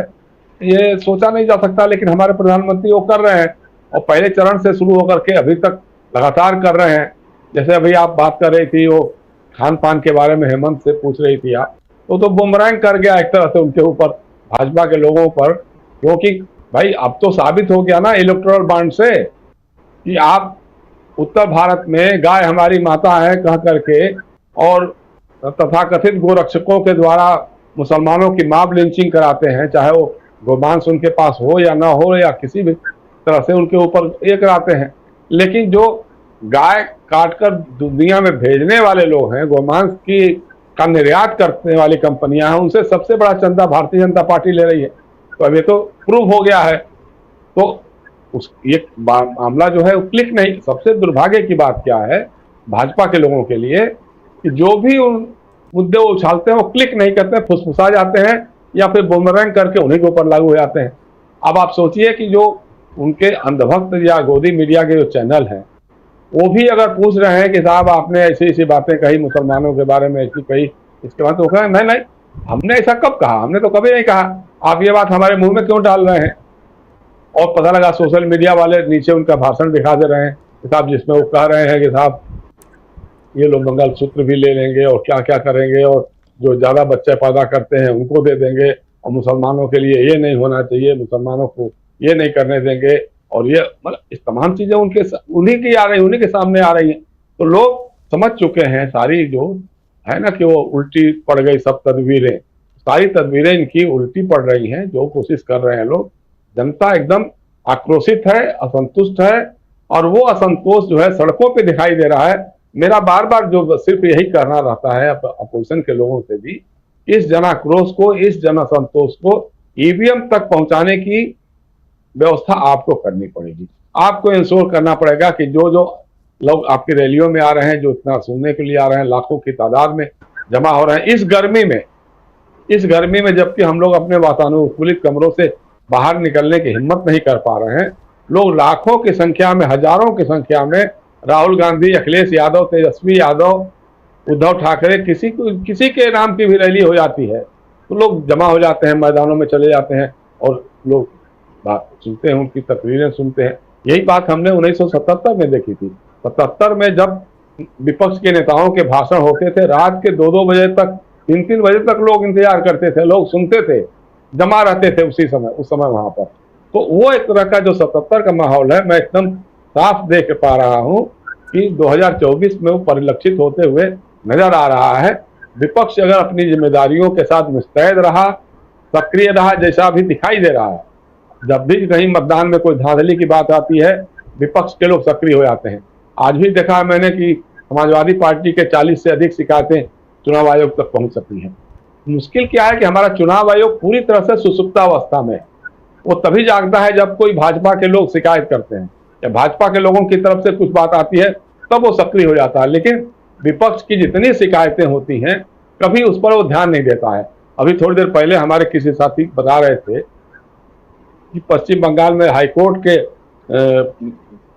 आदेश पर वहां पे जो तृणमूल कांग्रेस के खिलाफ जो भाजपा के जो पोस्टर बैनर लग रहे थे, उनको हटाने का निर्देश हुआ है। तो शर्मनाक है ये, हाईकोर्ट को करना पड़ रहा है, चुनाव आयोग क्यों नहीं कर पा रहा है ये काम। चुनाव आयोग की आंख कान नहीं है, वहां उनके प्रतिनिधि नहीं है, वहां उनके ऑब्जर्वर नहीं है, उनको वो पोस्टर उनका बैनर नहीं दिखाई दे रहे हैं। ये काम तो उनको करना चाहिए था। उनका काम अगर अदालतें करने लग जाएंगी तो उसके लिए तो मतलब जो वाकई केचुआ जो है वो कीचड़ में सना हुआ है, पड़ा हुआ है, तो ये कहना कोई अतिशयोक्ति वाली बात नहीं रह जाएगी। ये काम उनका है, उनको अपनी भूमिका निभानी चाहिए।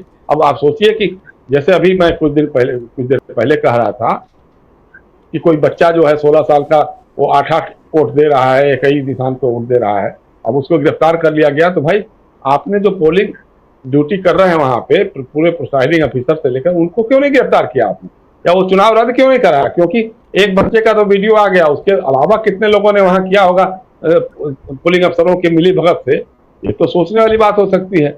लेकिन इन सब चीजों पे चुनाव आयोग हमारा एकदम खामोश रहता है। तो विपक्ष को कहीं ना कहीं उसको भी, चुनाव आयोग को भी जवाबदेह बनाना पड़ेगा।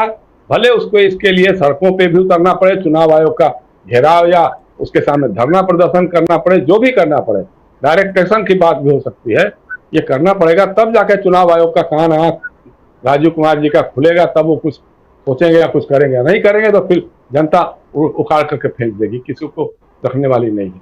तो सबसे बड़ी बात यही है संघमित्रा जी की बदलाव की बयार तो साफ दिखाई दे रही है।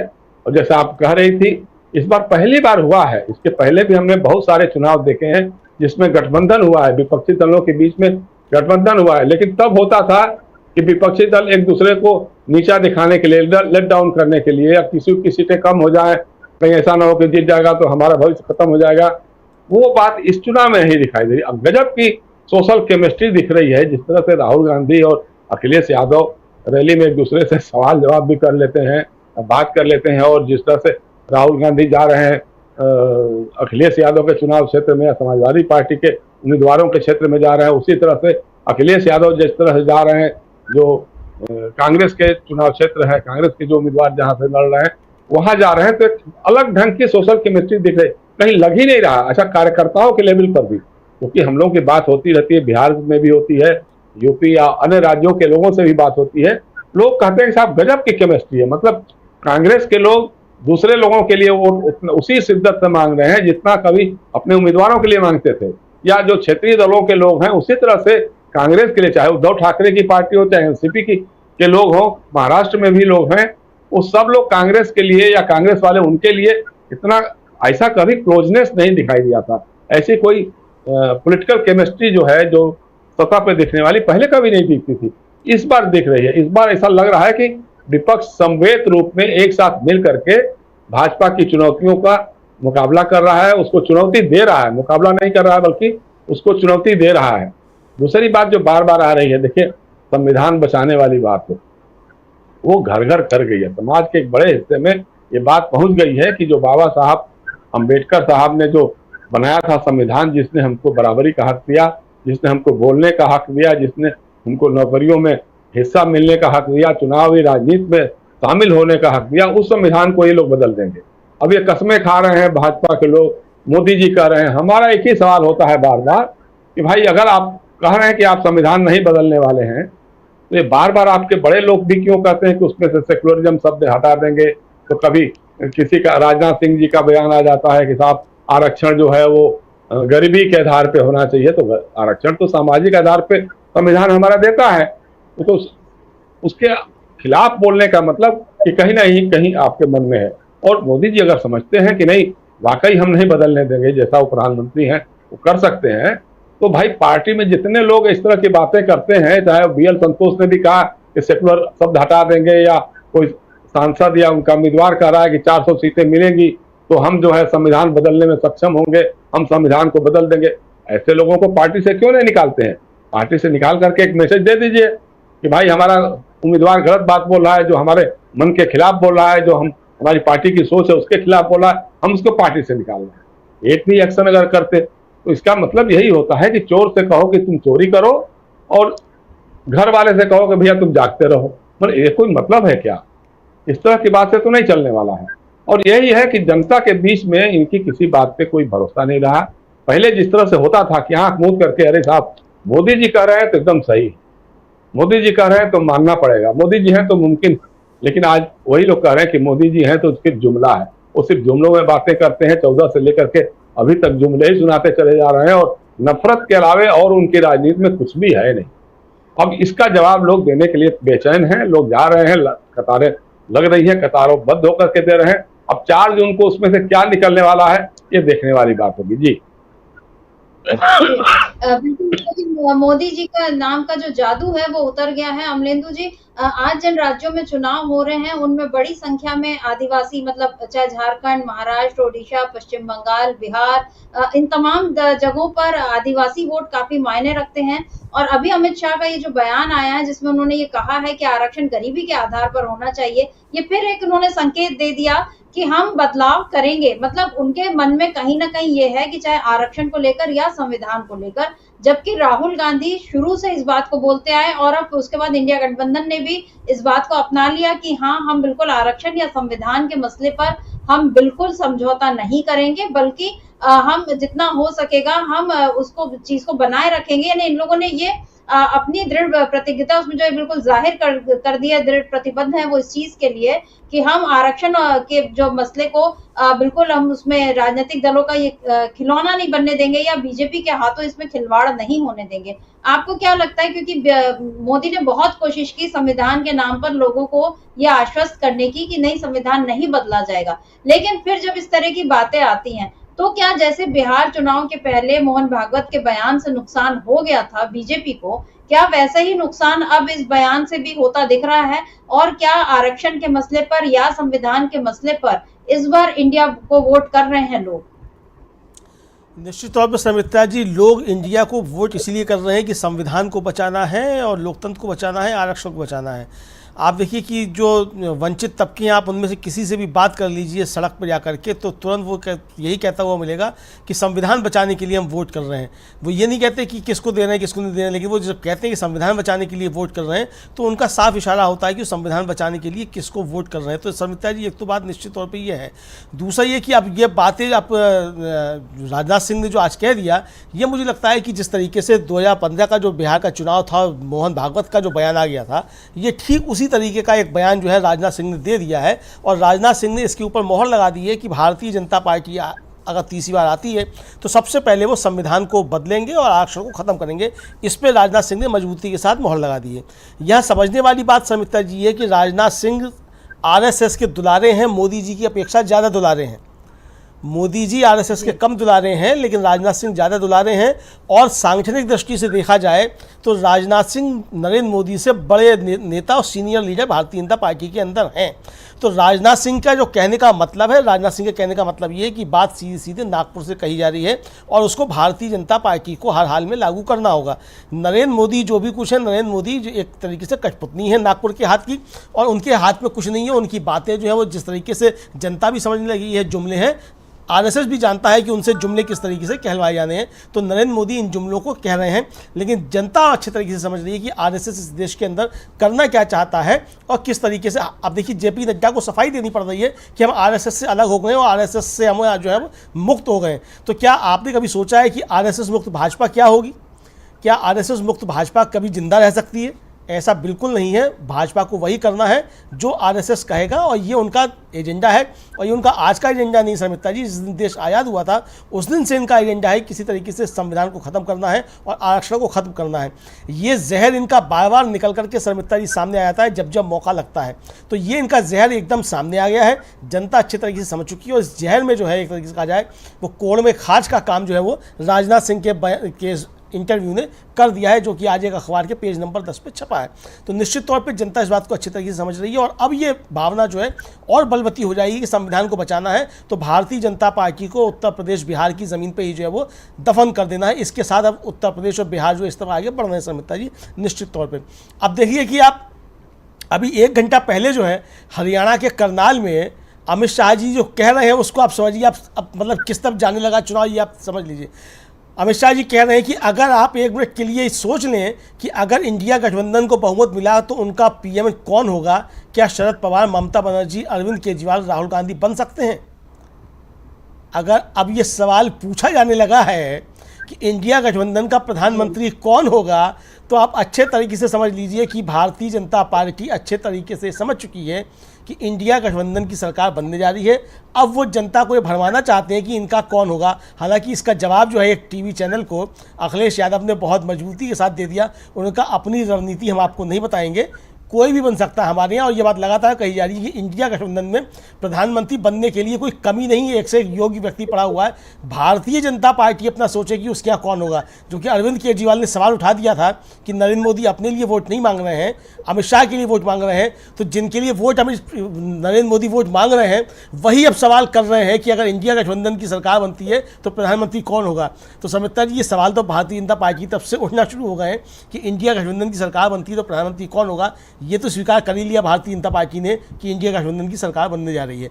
दूसरी बात समिता जी, एक जो महत्वपूर्ण बात है जिस पर चर्चा हो रही है, कलकत्ता उच्च न्यायालय ने बहुत सख्त टिप्पणी चुनाव आयोग को लेकर के भी की है। जब भारतीय जनता पार्टी विज्ञापनों पर उसने रोक लगाई और उसने कहा कि चुनाव आयोग जो है वो भाजपा के खिलाफ टीएमसी की शिकायतों का समाधान करने में बुरी तरह विफल होने के लिए उसने जो है उसकी बहुत शिकायत की और ये कहा है कि यह अदालत आश्चर्यचकित है कि चुनाव के समाधान के बाद शिकायतों का समाधान अदालत के लिए कुछ भी नहीं है और इस तरह तय समय में ईसीआई की ओर से विफलता हुई, और ये कहा कि ये अदालत निषेधाज्ञा आदेश पारित करने के लिए बाध्य है। इतनी सख्त टिप्पणी उच्च न्यायालय ने चुनाव आयोग को लेकर के समिता जी की है। मुझे लगता है कि शायद अगर बची होगी शर्म, मुझे नहीं लगता कि कोई बची है, क्योंकि लगातार चुनाव आयोग को लेकर के जिस तरीके के सवाल उठाए जा रहे हैं इसके बाद तो आंखें खुल जानी चाहिए। लेकिन जिस तरीके से जनता का देखने को मिल रहा है समिता जी, अब लोग कर रहे हैं कमेंट सोशल मीडिया पे कि जनता समझ चुकी है कि इस चुनाव में चुनाव आयोग को भी हराना है। अगर इस तरह की चीज़ें उठ रही हैं तो आप समझ सकती हैं कि देश किस तरफ जा रहा है।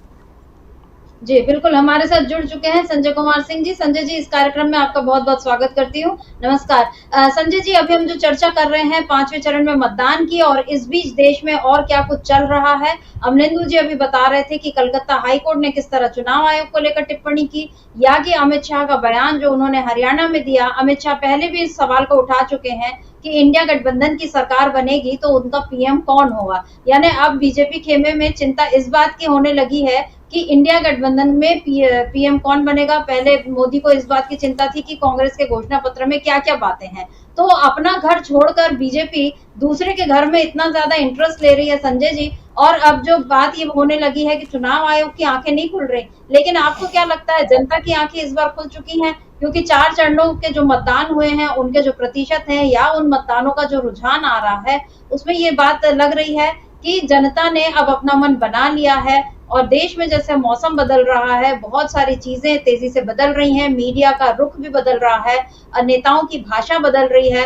राहुल गांधी के तेवर अब थोड़े और तल्ख और चुटीले हो गए हैं, जिस तरीके की बातें अब वो सीधे सीधे प्रहार नरेंद्र मोदी पर, या अभी हमने प्रियंका गांधी का एक इंटरव्यू देखा उसमें उन्होंने जिस तरह की बातें कही कि क्यों हम बीजेपी के कहने पर चलें और आप लोग क्यों इस तरह के सवाल हमसे करते हैं और बीजेपी से नहीं करते। यानी अब वो लोग किसी की बात सुन नहीं रहे, कोई संकोच नहीं, जो सच है उसको सीधे सीधे खुलकर बोल रहे हैं, किसी के दबाव में आते नहीं दिख रहे हैं। लेकिन अब क्या जनता भी इस चीज को समझ रही है, और क्या जनता का रुख आप किस ओर समझ पा रहे हैं इन 4 चरणों के और 5वें चरण का जो अब तक का जो सुबह से जो खबरें आ रही हैं, इनको देखकर आपको क्या लग रहा है चुनाव किस दिशा में जा रहा है? वोटिंग का परसेंटेज कम होने का एक मतलब तो यही है कि बीजेपी के सपोर्टर वोट नहीं दे रहे हैं। मतलब वो 2 स्थिति हो सकती थी कि वो बीजेपी के सपोर्टर जाते और किसी और को वोट देते। जब वो नहीं जा रहे हैं तो कम से अगर जाते और किसी और को वोट देते तो बीजेपी को 2 वोट का नुकसान होता। अभी नहीं जा रहे हैं तो बीजेपी को 1 ही वोट का नुकसान हो रहा है। मैं ऐसे देख रहा हूं और ये मान रहा हूं कि जो वोटिंग का परसेंटेज कम है तो बीजेपी वाले नहीं जा रहे इसलिए कम है। ये रिजल्ट के बाद पता चलेगा कि बीजेपी वाले नहीं जा रहे थे कि जो बदलना चाह रहे हैं वही नहीं गए कि कुछ हो ही नहीं सकता। माने इसकी आशंका भी है कि लोगों को लग रहा हो कि कुछ किया ही नहीं जा सकता है और वोट देने से क्या होगा, बदलेगा नहीं, और जिस तरह से ईवीएम का जो हाल है उस पर इलेक्शन कमीशन वगैरह वगैरह, तो इसकी आशंका भी है। तो ये वोट रिजल्ट आने के बाद ही पता चलेगा। लेकिन ऐसा कोई कारण नहीं है कि जिसको जो सरकार से परेशान हो या जो सरकार बदलना चाहता हो वो वोट देने ना जाए, क्योंकि उसको भी ये पता है कि मौका फिर 5 साल बाद ही मिलेगा। तो मैं यही मान के चल रहा हूं कि जो वोट देने जा रहे हैं वो बीजेपी के खिलाफ वाले हैं, या जो दूसरे विपक्षी दल के समर्थक है। तो इस हिसाब से तो वो लग ही रहा है। दूसरा, जो मोदी जी का भाषण है और मोदी जी के जो आरोप है, बेसिकली भाषण तो वो कुछ है नहीं, लगातार आरोप है। तो आज मैंने कहा कि 5वें चरण के लिए उनके आरोपों का 5वां स्तर है, तो वो लगातार गिर रहा है और अभी 5वें पे पहुंचे हैं, जिसमें उन्होंने कहा है कि राहुल गांधी अगर इन्वेस्टमेंट भगा रहे हैं, अब राहुल गांधी इन्वेस्टमेंट भगा रहे हैं, अगर बिना तर्क आधार के कह देना है तो कुछ भी कहा जा सकता है। लेकिन इलेक्टोरल बॉन्ड के बाद भारत में कौन बिजनेस करने की हिम्मत करेगा, या जिस ढंग से भारत में अचानक जीएसटी लगा दिया गया, जिस ढंग से अचानक नोटबंदी कर दी गई थी, उसमें और सभी बिजनेसमैन जो भागे और जिनका नुकसान हुआ या जिनका कारोबार बंद हुआ, वो इन्हीं सब कारणों से हुआ है। तो मोदी जी अपना सारा भूल कर और सिर्फ विपक्ष पे आरोप लगा रहे हैं, वो भी निराधार। और अभी तक ये होता था कि अखबारों में जस का तस छप जाता था, और मैं देख रहा हूं कि इसमें अभी काफी फर्क पड़ा है। अखबारों में कुछ खबर इनकी भी आने लगी है, माने विपक्ष की भी आने लगी है, और मोदी जी की सारी खबरें पहले की तरह नहीं 4 कॉलम में 6 कॉलम में तान दी जा रही है। तो ये फर्क पड़ा है। तो मुझे लग रहा है कि अखबारों की खबर भी ये है कि शायद सरकार नहीं आ रही है और इसीलिए ऐसा हुआ है। बाकी अगर ठीक से सोचे तो हम लोग ये भी समझ सकते हैं कि बीजेपी भी क्यों नरेंद्र मोदी को ही दोबारा बनाएगी या फिर तीसरी बार क्यों बनाएगी, वगैरह वगैरह, लेकिन वो सब बाद की बात है। अभी नरेंद्र मोदी की घबराहट और भाषण और सब कुछ पता होने के बावजूद उसमें कुछ नया नहीं आना या कुछ इनोवेटिव नहीं होना, सब बताता है कि वो अलग थलग पड़ गए हैं, कमजोर पड़ गए हैं, उनके पास कुछ नया नहीं है और टक्कर नहीं दे पा रहे। जैसे इनको अकेले टक्कर देना है वो दिखाई दे रहा है कि मैंने अमित शाह कहीं कहीं साथ देते हैं, वो ठीक है, लेकिन लगभग अकेले हैं। और उधर से जो जवाब दिया जा रहा है वो बहुत बढ़िया है। और हालत ये हो गई है कि मीडिया उसको संभाल नहीं पा रहा है। मैंने अगर मीडिया उसको दबाना चाहे या छिपाना चाहे, तो पहले क्या था कि सोशल मीडिया पे बातें आती नहीं थी और सोशल मीडिया पे इनके ट्रोल जो है वो खबरें दबा देते थे। लेकिन अब सोशल मीडिया पे ट्रोल भी उस तरह से सक्रिय नहीं है, या उनकी सक्रियता से ज्यादा इनकी सक्रियता हो गई है, तो उनकी गालियां कम दिखती हैं और जो फैक्ट है वो निकल के आ जाता है। तो पता चल जाता है कि अखबार में क्या छपा है और क्या सोशल मीडिया पे क्या था, तो पता चल जाता है कि किस फैक्ट को अखबार ने कैसे दिया।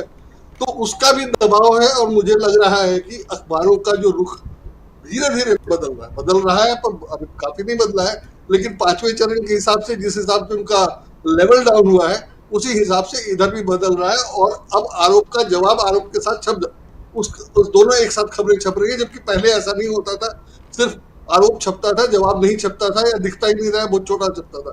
अब लगभग बराबर में छप रहा है। तो ये सारी चीजें संकेत देती हैं कि स्थिति जो है बीजेपी की खराब है, खराब हो रही है, और कम से कम लोग डरे हुए तो ही हैं। रिजल्ट जो होगा सो होगा, लेकिन इनको हार का डर इनमें दिखाई दे रहा है, वरना कोई कारण नहीं था कि इस तरह के आरोप लगाते कि राहुल गांधी आएंगे तो इन्वेस्टमेंट चला जाएगा। अब इसका कोई मतलब नहीं है इस तरह की बातें करने का, लेकिन अब उन्होंने कहा है और आज अखबारों में छपा है। उसी तरह से ये भी अर्बन कुछ ये कि राहुल गांधी इस तरह की बात कर रहे हैं, मुझे याद नहीं आ रहा है। एक ऐसा भी शीर्षक है कि राहुल गांधी किसकी तरह बात कर रहे हैं, अर्बन नक्सल नहीं, जो उनका दूसरा है उसकी तरह बात कर रहे हैं। तो अब राहुल गांधी क्या बात कर रहे हैं वो सार्वजनिक है, सब लोग देख रहे हैं और लोग अपने अपने हिसाब से निर्णय लेंगे। उसमें प्रधानमंत्री को टिप्पणी करने की क्या जरूरत है, और टिप्पणी तब वो करते जब वो अपनी भी कुछ बात कर रहे होते। तो अपनी बात नहीं कर रहे हैं, और जैसा आपने कहा कि सिर्फ वो आलोचना ही कर रहे हैं, तो इससे लग रहा है कि अपनी बात बताते और तब ये कहते कि मैंने ये किया और विपक्ष ऐसा करेगा या कर सकता है या विपक्ष ने नहीं किया, तो बात जमती। अभी उनके पास अपना कहने के लिए कुछ नहीं है, सिर्फ आलोचना कर रहे हैं या सिर्फ डरा रहे हैं। तो ये सबको पता है और मुझे लगता है कि अब समझना चाहिए लोगों को, और लोग समझ रहे होंगे। तो देखते हैं। जी बिल्कुल, लोग समझ रहे हैं और ऐसा लग भी रहा है, क्योंकि 4 चरणों में जो चुनाव हुआ है और 5वें चरण में भी अभी तक कुछ खास ऐसा 36.73% वोटिंग हुई है। 5वें चरण में 49 सीटों पर वोटिंग हो रही है, 8 राज्यों के 49 सीटों पर, और लेकिन संख्या के लिहाज से सीटें इस चरण में सबसे कम है, लेकिन इस आज के इस चरण का खास महत्व इसलिए भी बढ़ जाता है क्योंकि आज राहुल गांधी, स्मृति ईरानी, राजनाथ सिंह, के.एल. शर्मा, चिराग पासवान ऐसे कई महत्वपूर्ण लोगों के आज इनका भविष्य जो है वो मतपेटियों में बंद होने वाला है। हमारे साथ जुड़ चुके हैं अनिल सिन्हा जी भी। अनिल जी, आपका इस कार्यक्रम में बहुत बहुत स्वागत करते हैं। अनिल जी, अभी तक हम जो तमाम पैनलिस्ट से, अब हमारे वरिष्ठ पत्रकार साथियों से जो चर्चा कर रहे थे, उनमें एक बात जो निकल कर सामने आ रही है कि बीजेपी इस बार डर रही है, उसमें एक बौखलाहट दिखाई दे रही है। उसके जो मोदी जी के जो भाषण है, उनके जो बयानों का स्तर है, वो जिस तरह से गिरता जा रहा है, और लगातार हमने देखा है कि उन्होंने अपने भाषणों में अपने 10 साल की उपलब्धियों पर कोई बात नहीं की। वो नहीं बता पा रहे हैं कि वो 10 सालों में उन्होंने क्या किया या वो अगले 5 साल क्या करेंगे। वो अगले 1000 सालों की बात कर रहे हैं, बिल्कुल उसी तरह जैसे जर्मनी में एक समय में हिटलर ने की थी 1000 साल की बातें। हम नहीं कह रहे कि इस समय कौन क्या है, लेकिन जो चीजें बता रही हैं कि आप अपना कुछ नहीं बता पा रहे। आप अभी भी आलोचना कर रहे हैं राहुल गांधी की। आपको आलोचना करनी होती है तो आप नेहरू जी और इंदिरा गांधी पर पहुंच जाते हैं। एक अभी खबर ये भी आई थी कि अब वो परमाणु हथियार को लेकर कि इंडिया गठबंधन आएगी तो परमाणु हथियार जो है उसको वो खत्म कर देगी, इस तरह का डर बताया जा रहा है। फिर अभी पीएको के उसको शामिल करने की बात की जा रही है। ये तमाम चीजें क्या बता रही हैं? आपको क्या इसका आप विश्लेषण निकालते हैं कि क्या विश्लेषण आप करते हैं? क्योंकि मीडिया से लेकर सोशल मीडिया और राजनेताओं के बयान, इन तमाम चीजों में जो बदलाव आ रहा है, क्या ये 5वें चरण के बाद ये बदलाव और स्पष्ट रूप से दिखाई देने लगेगा कि हाँ, 4 जून को देश में सत्ता परिवर्तन मुमकिन है? आपको क्या लगता है अनिल जी? गिरता गया वो, सॉरी, वो, हाँ, आवाज आ रही है मेरी? जी जी, आ रही है। हाँ, उनका स्तर गिरता नहीं जा रहा है, स्तर दिखने लगा है। जो उनका रियल जो था सेल्फ, जो असली में जो जिसको ब्रांड मोदी और ये सब बताया गया, वो अब दिखाई देने लगा। और ये इसलिए दिखाई देने लगा कि लोकतंत्र जो है एसर्ट करने लगा। और हम लोगों को भी लग रहा है कि हम लोग उस जो परिवर्तन हो रहा था समाज में, जो लोकतंत्र की ताकतें जिस तरह से अपना रूप ले रही थी, जिसको कि राहुल गांधी, अखिलेश, तेजस्वी, उद्धव ठाकरे, एक बहुत बड़ी संख्या, मतलब कई नेताओं ने जिसको आवाज दे रहे थे, जिसका कि स्वरूप बना रहे थे, उसको हम लोग भी देख नहीं रहे थे। हम लोग भी ये जो गोदी मीडिया नैरेटिव चला रहा था कि कोई हवा नहीं है और मोदी जी तो मतलब मोदी जी आएंगे, उस टाइप का जो चालू था, उससे प्रभावित थे। नहीं तो हमको ये समझ में आता है कि आज जो दिख रहा है वो एकाएक तो नहीं हो गया है। लोगों को ये जो चीजें चुभ रही थी उसकी अभिव्यक्ति लोग कर रहे थे कहीं ना कहीं, जो कि जिसको की आवाज दी राहुल। आज कांग्रेस में क्या परिवर्तन हुआ? कांग्रेस तो के पास उतना स्ट्रक्चर भी नहीं, पैसे भी नहीं उनके पास नहीं थे, और वर्कर्स नहीं था, कुछ नहीं था। एक ही काम किया कि उस आवाज को संगठित करने के लिए राहुल गांधी ने जो न्याय यात्रा की, उस आवाज को एक रूप दिया और उस आवाज को सुनने की कोशिश की, जो राहुल गांधी ने कहा भी कि हम सुनना चाहते लोगों को।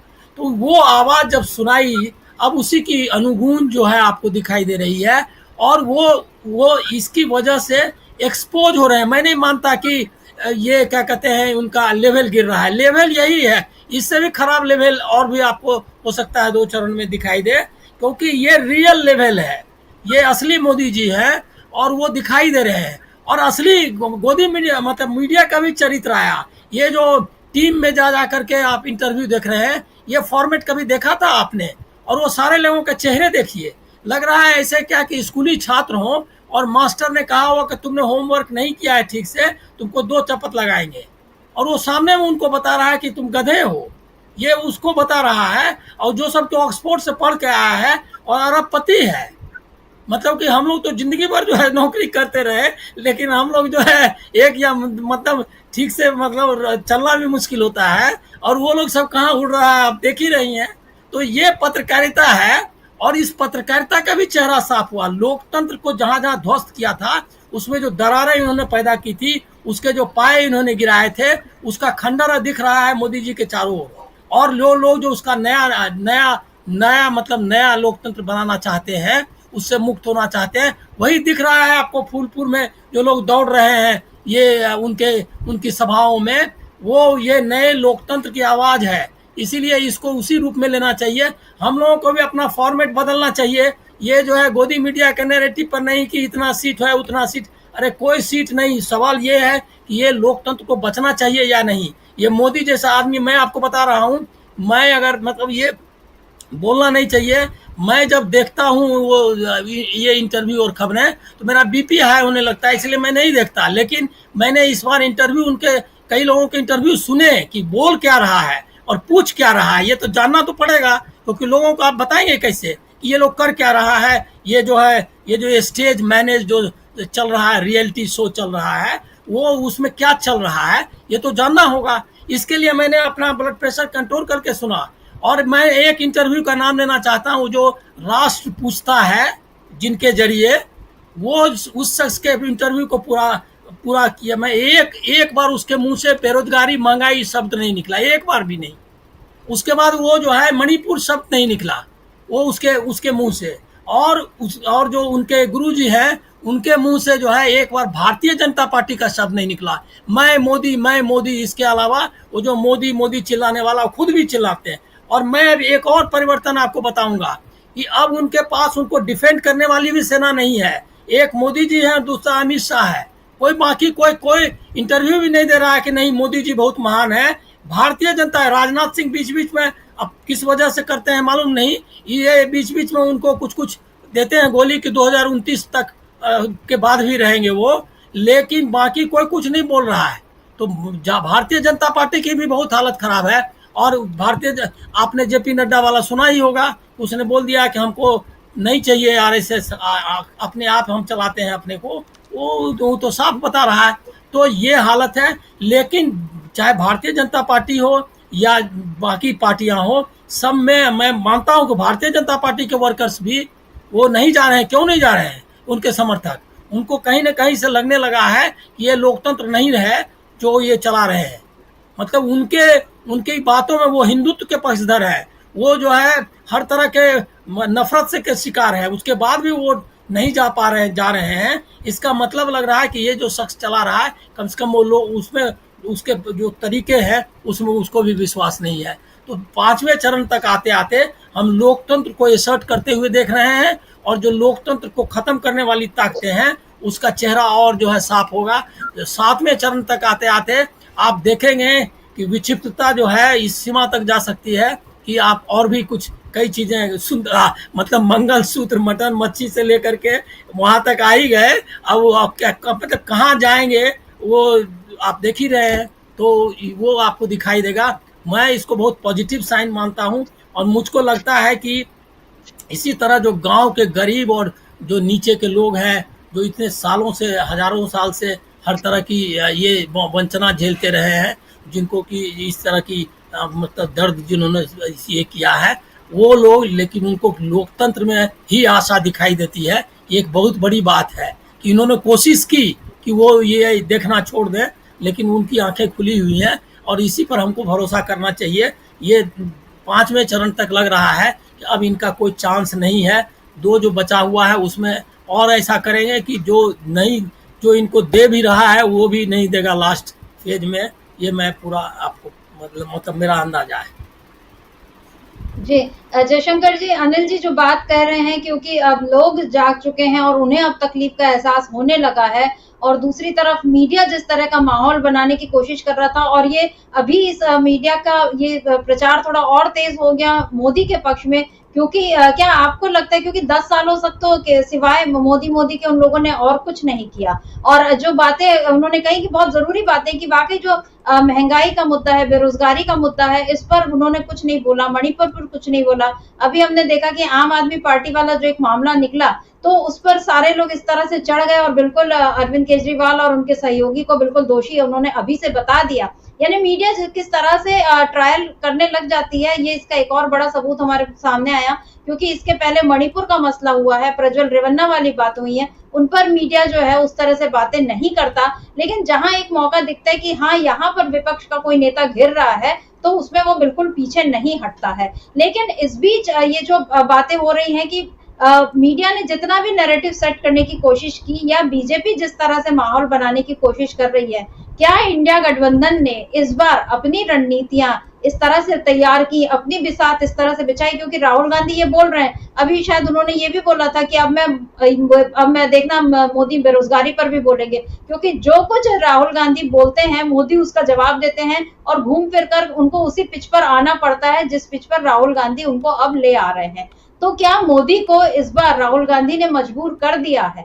क्या इंडिया गठबंधन ने, क्योंकि अकेले राहुल गांधी नहीं, इधर ममता बनर्जी हैं, शरद पवार हैं, उद्धव ठाकरे हैं, अखिलेश यादव, तेजस्वी यादव, ये तमाम लोग अपने अपनी जगहों पर जिस तरह से राजनीति कर रहे हैं, क्या उसमें मोदी अकेले पड़ गए? क्योंकि ये बात अनिल सिन्हा जी की बिल्कुल सही है कि उनका साथ देने के लिए भी अमित शाह हैं, लेकिन और राजनाथ सिंह कभी कभार, लेकिन उसके बाद बीजेपी में अब कोई नेता इस तरह से नहीं दिख रहा जो मोदी का खुलकर साथ दे सके या बचाव कर सके। इधर यूपी में आदित्यनाथ को हटाने वाला जो शिगुफा अरविंद केजरीवाल ने छेड़ दिया और जो जमीनी उस पर भी बात हो रही है कि हाँ, जिस तरह से वसुंधरा राजे या रमन सिंह या शिवराज सिंह चौहान, इनको हटा दिया गया, इनका करियर खत्म कर दिया गया, वैसा ही अब आदित्यनाथ योगी के साथ भी हो सकता है। आपको क्या लगता है ये तमाम बातें क्या मोदी के खिलाफ जा रही हैं?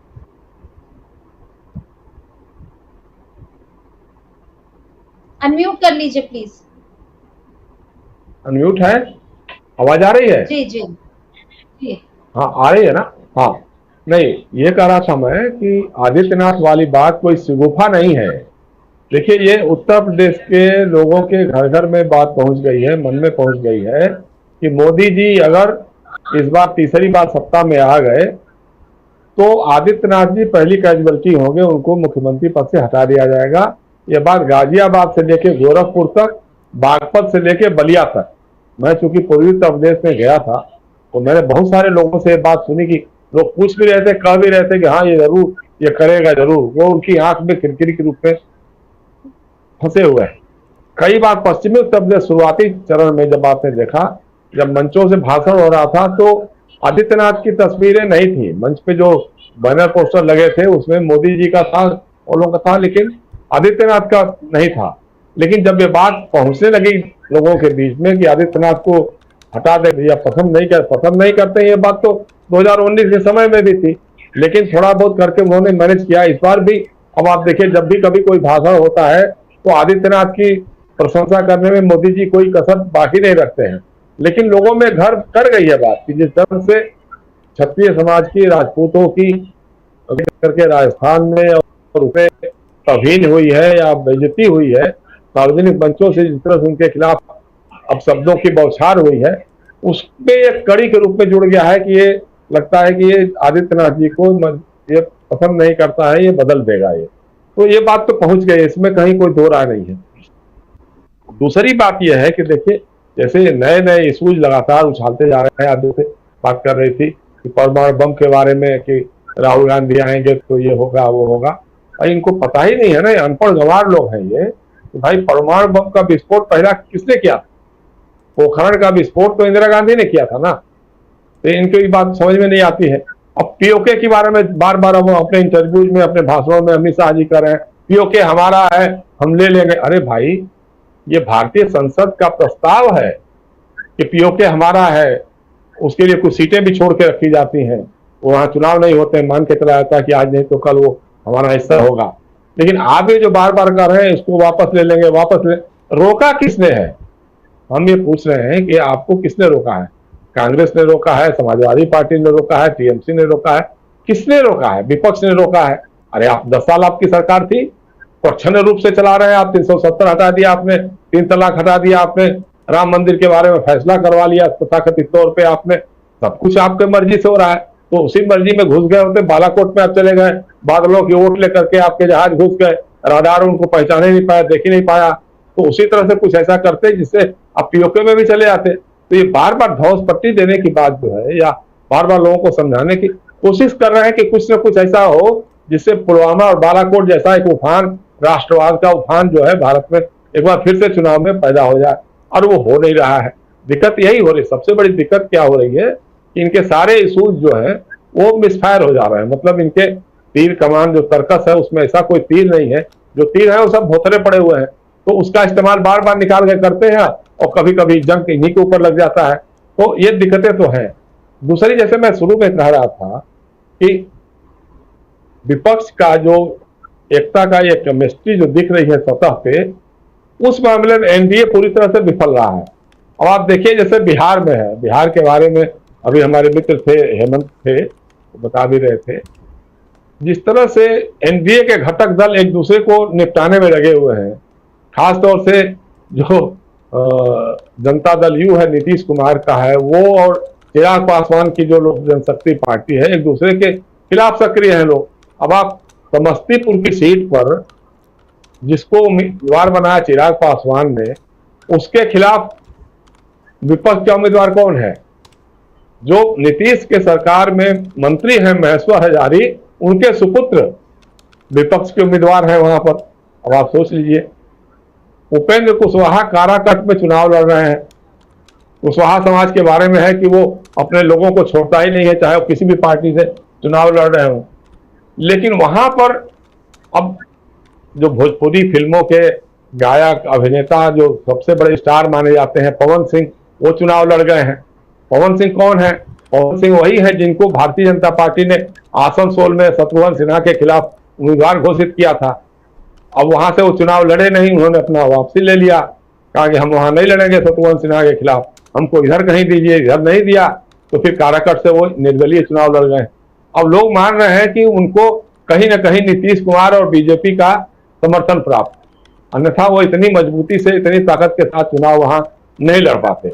अब हालत ये हो गई है कि लोग बता रहे हैं कि जो एनडीए के उम्मीदवार हैं उपेंद्र कुशवाहा, वो तीसरे स्थान पर पहुंच गए और मुख्य लड़ाई जो है वो जो विपक्ष का महागठबंधन है, इंडिया अलायंस है, उसके राजा राम जी हैं, वो और पवन सिंह के बीच में चुनावी लड़ाई हो गई है। तो इस तरह की चीजें हो रही है और माहौल कैसे बदल रहा है आप ये देखिए कि अभी मेरे ख्याल से 1-2 दिन के अंदर ही पश्चिम बंगाल में जो भारतीय जनता पार्टी के एमपी थे कुनार हेम्ब्रम, वो तृणमूल कांग्रेस में शामिल हो गए, चुनाव के बीच में हो गए। वहां अमित शाह जी जा रहे हैं, प्रधानमंत्री जा रहे हैं, उसके बावजूद उनकी पार्टी के सांसद जो है पाला बदल करके जा रहे हैं। तो कहीं ना कहीं उन लोगों को तो लग रहा है ना कि देश में माहौल बदल रहा है। और दूसरी बात यह है कि जैसे मीडिया का जो आपने जिक्र किया, मीडिया का इतना घिनौना रूप तो शायद कभी कभी देखने को नहीं मिला किसी भी रिजीम में। हमको लगता है कि 2014 से 2019 में भी इतना घिनौना रूप नहीं दिखाई दिया।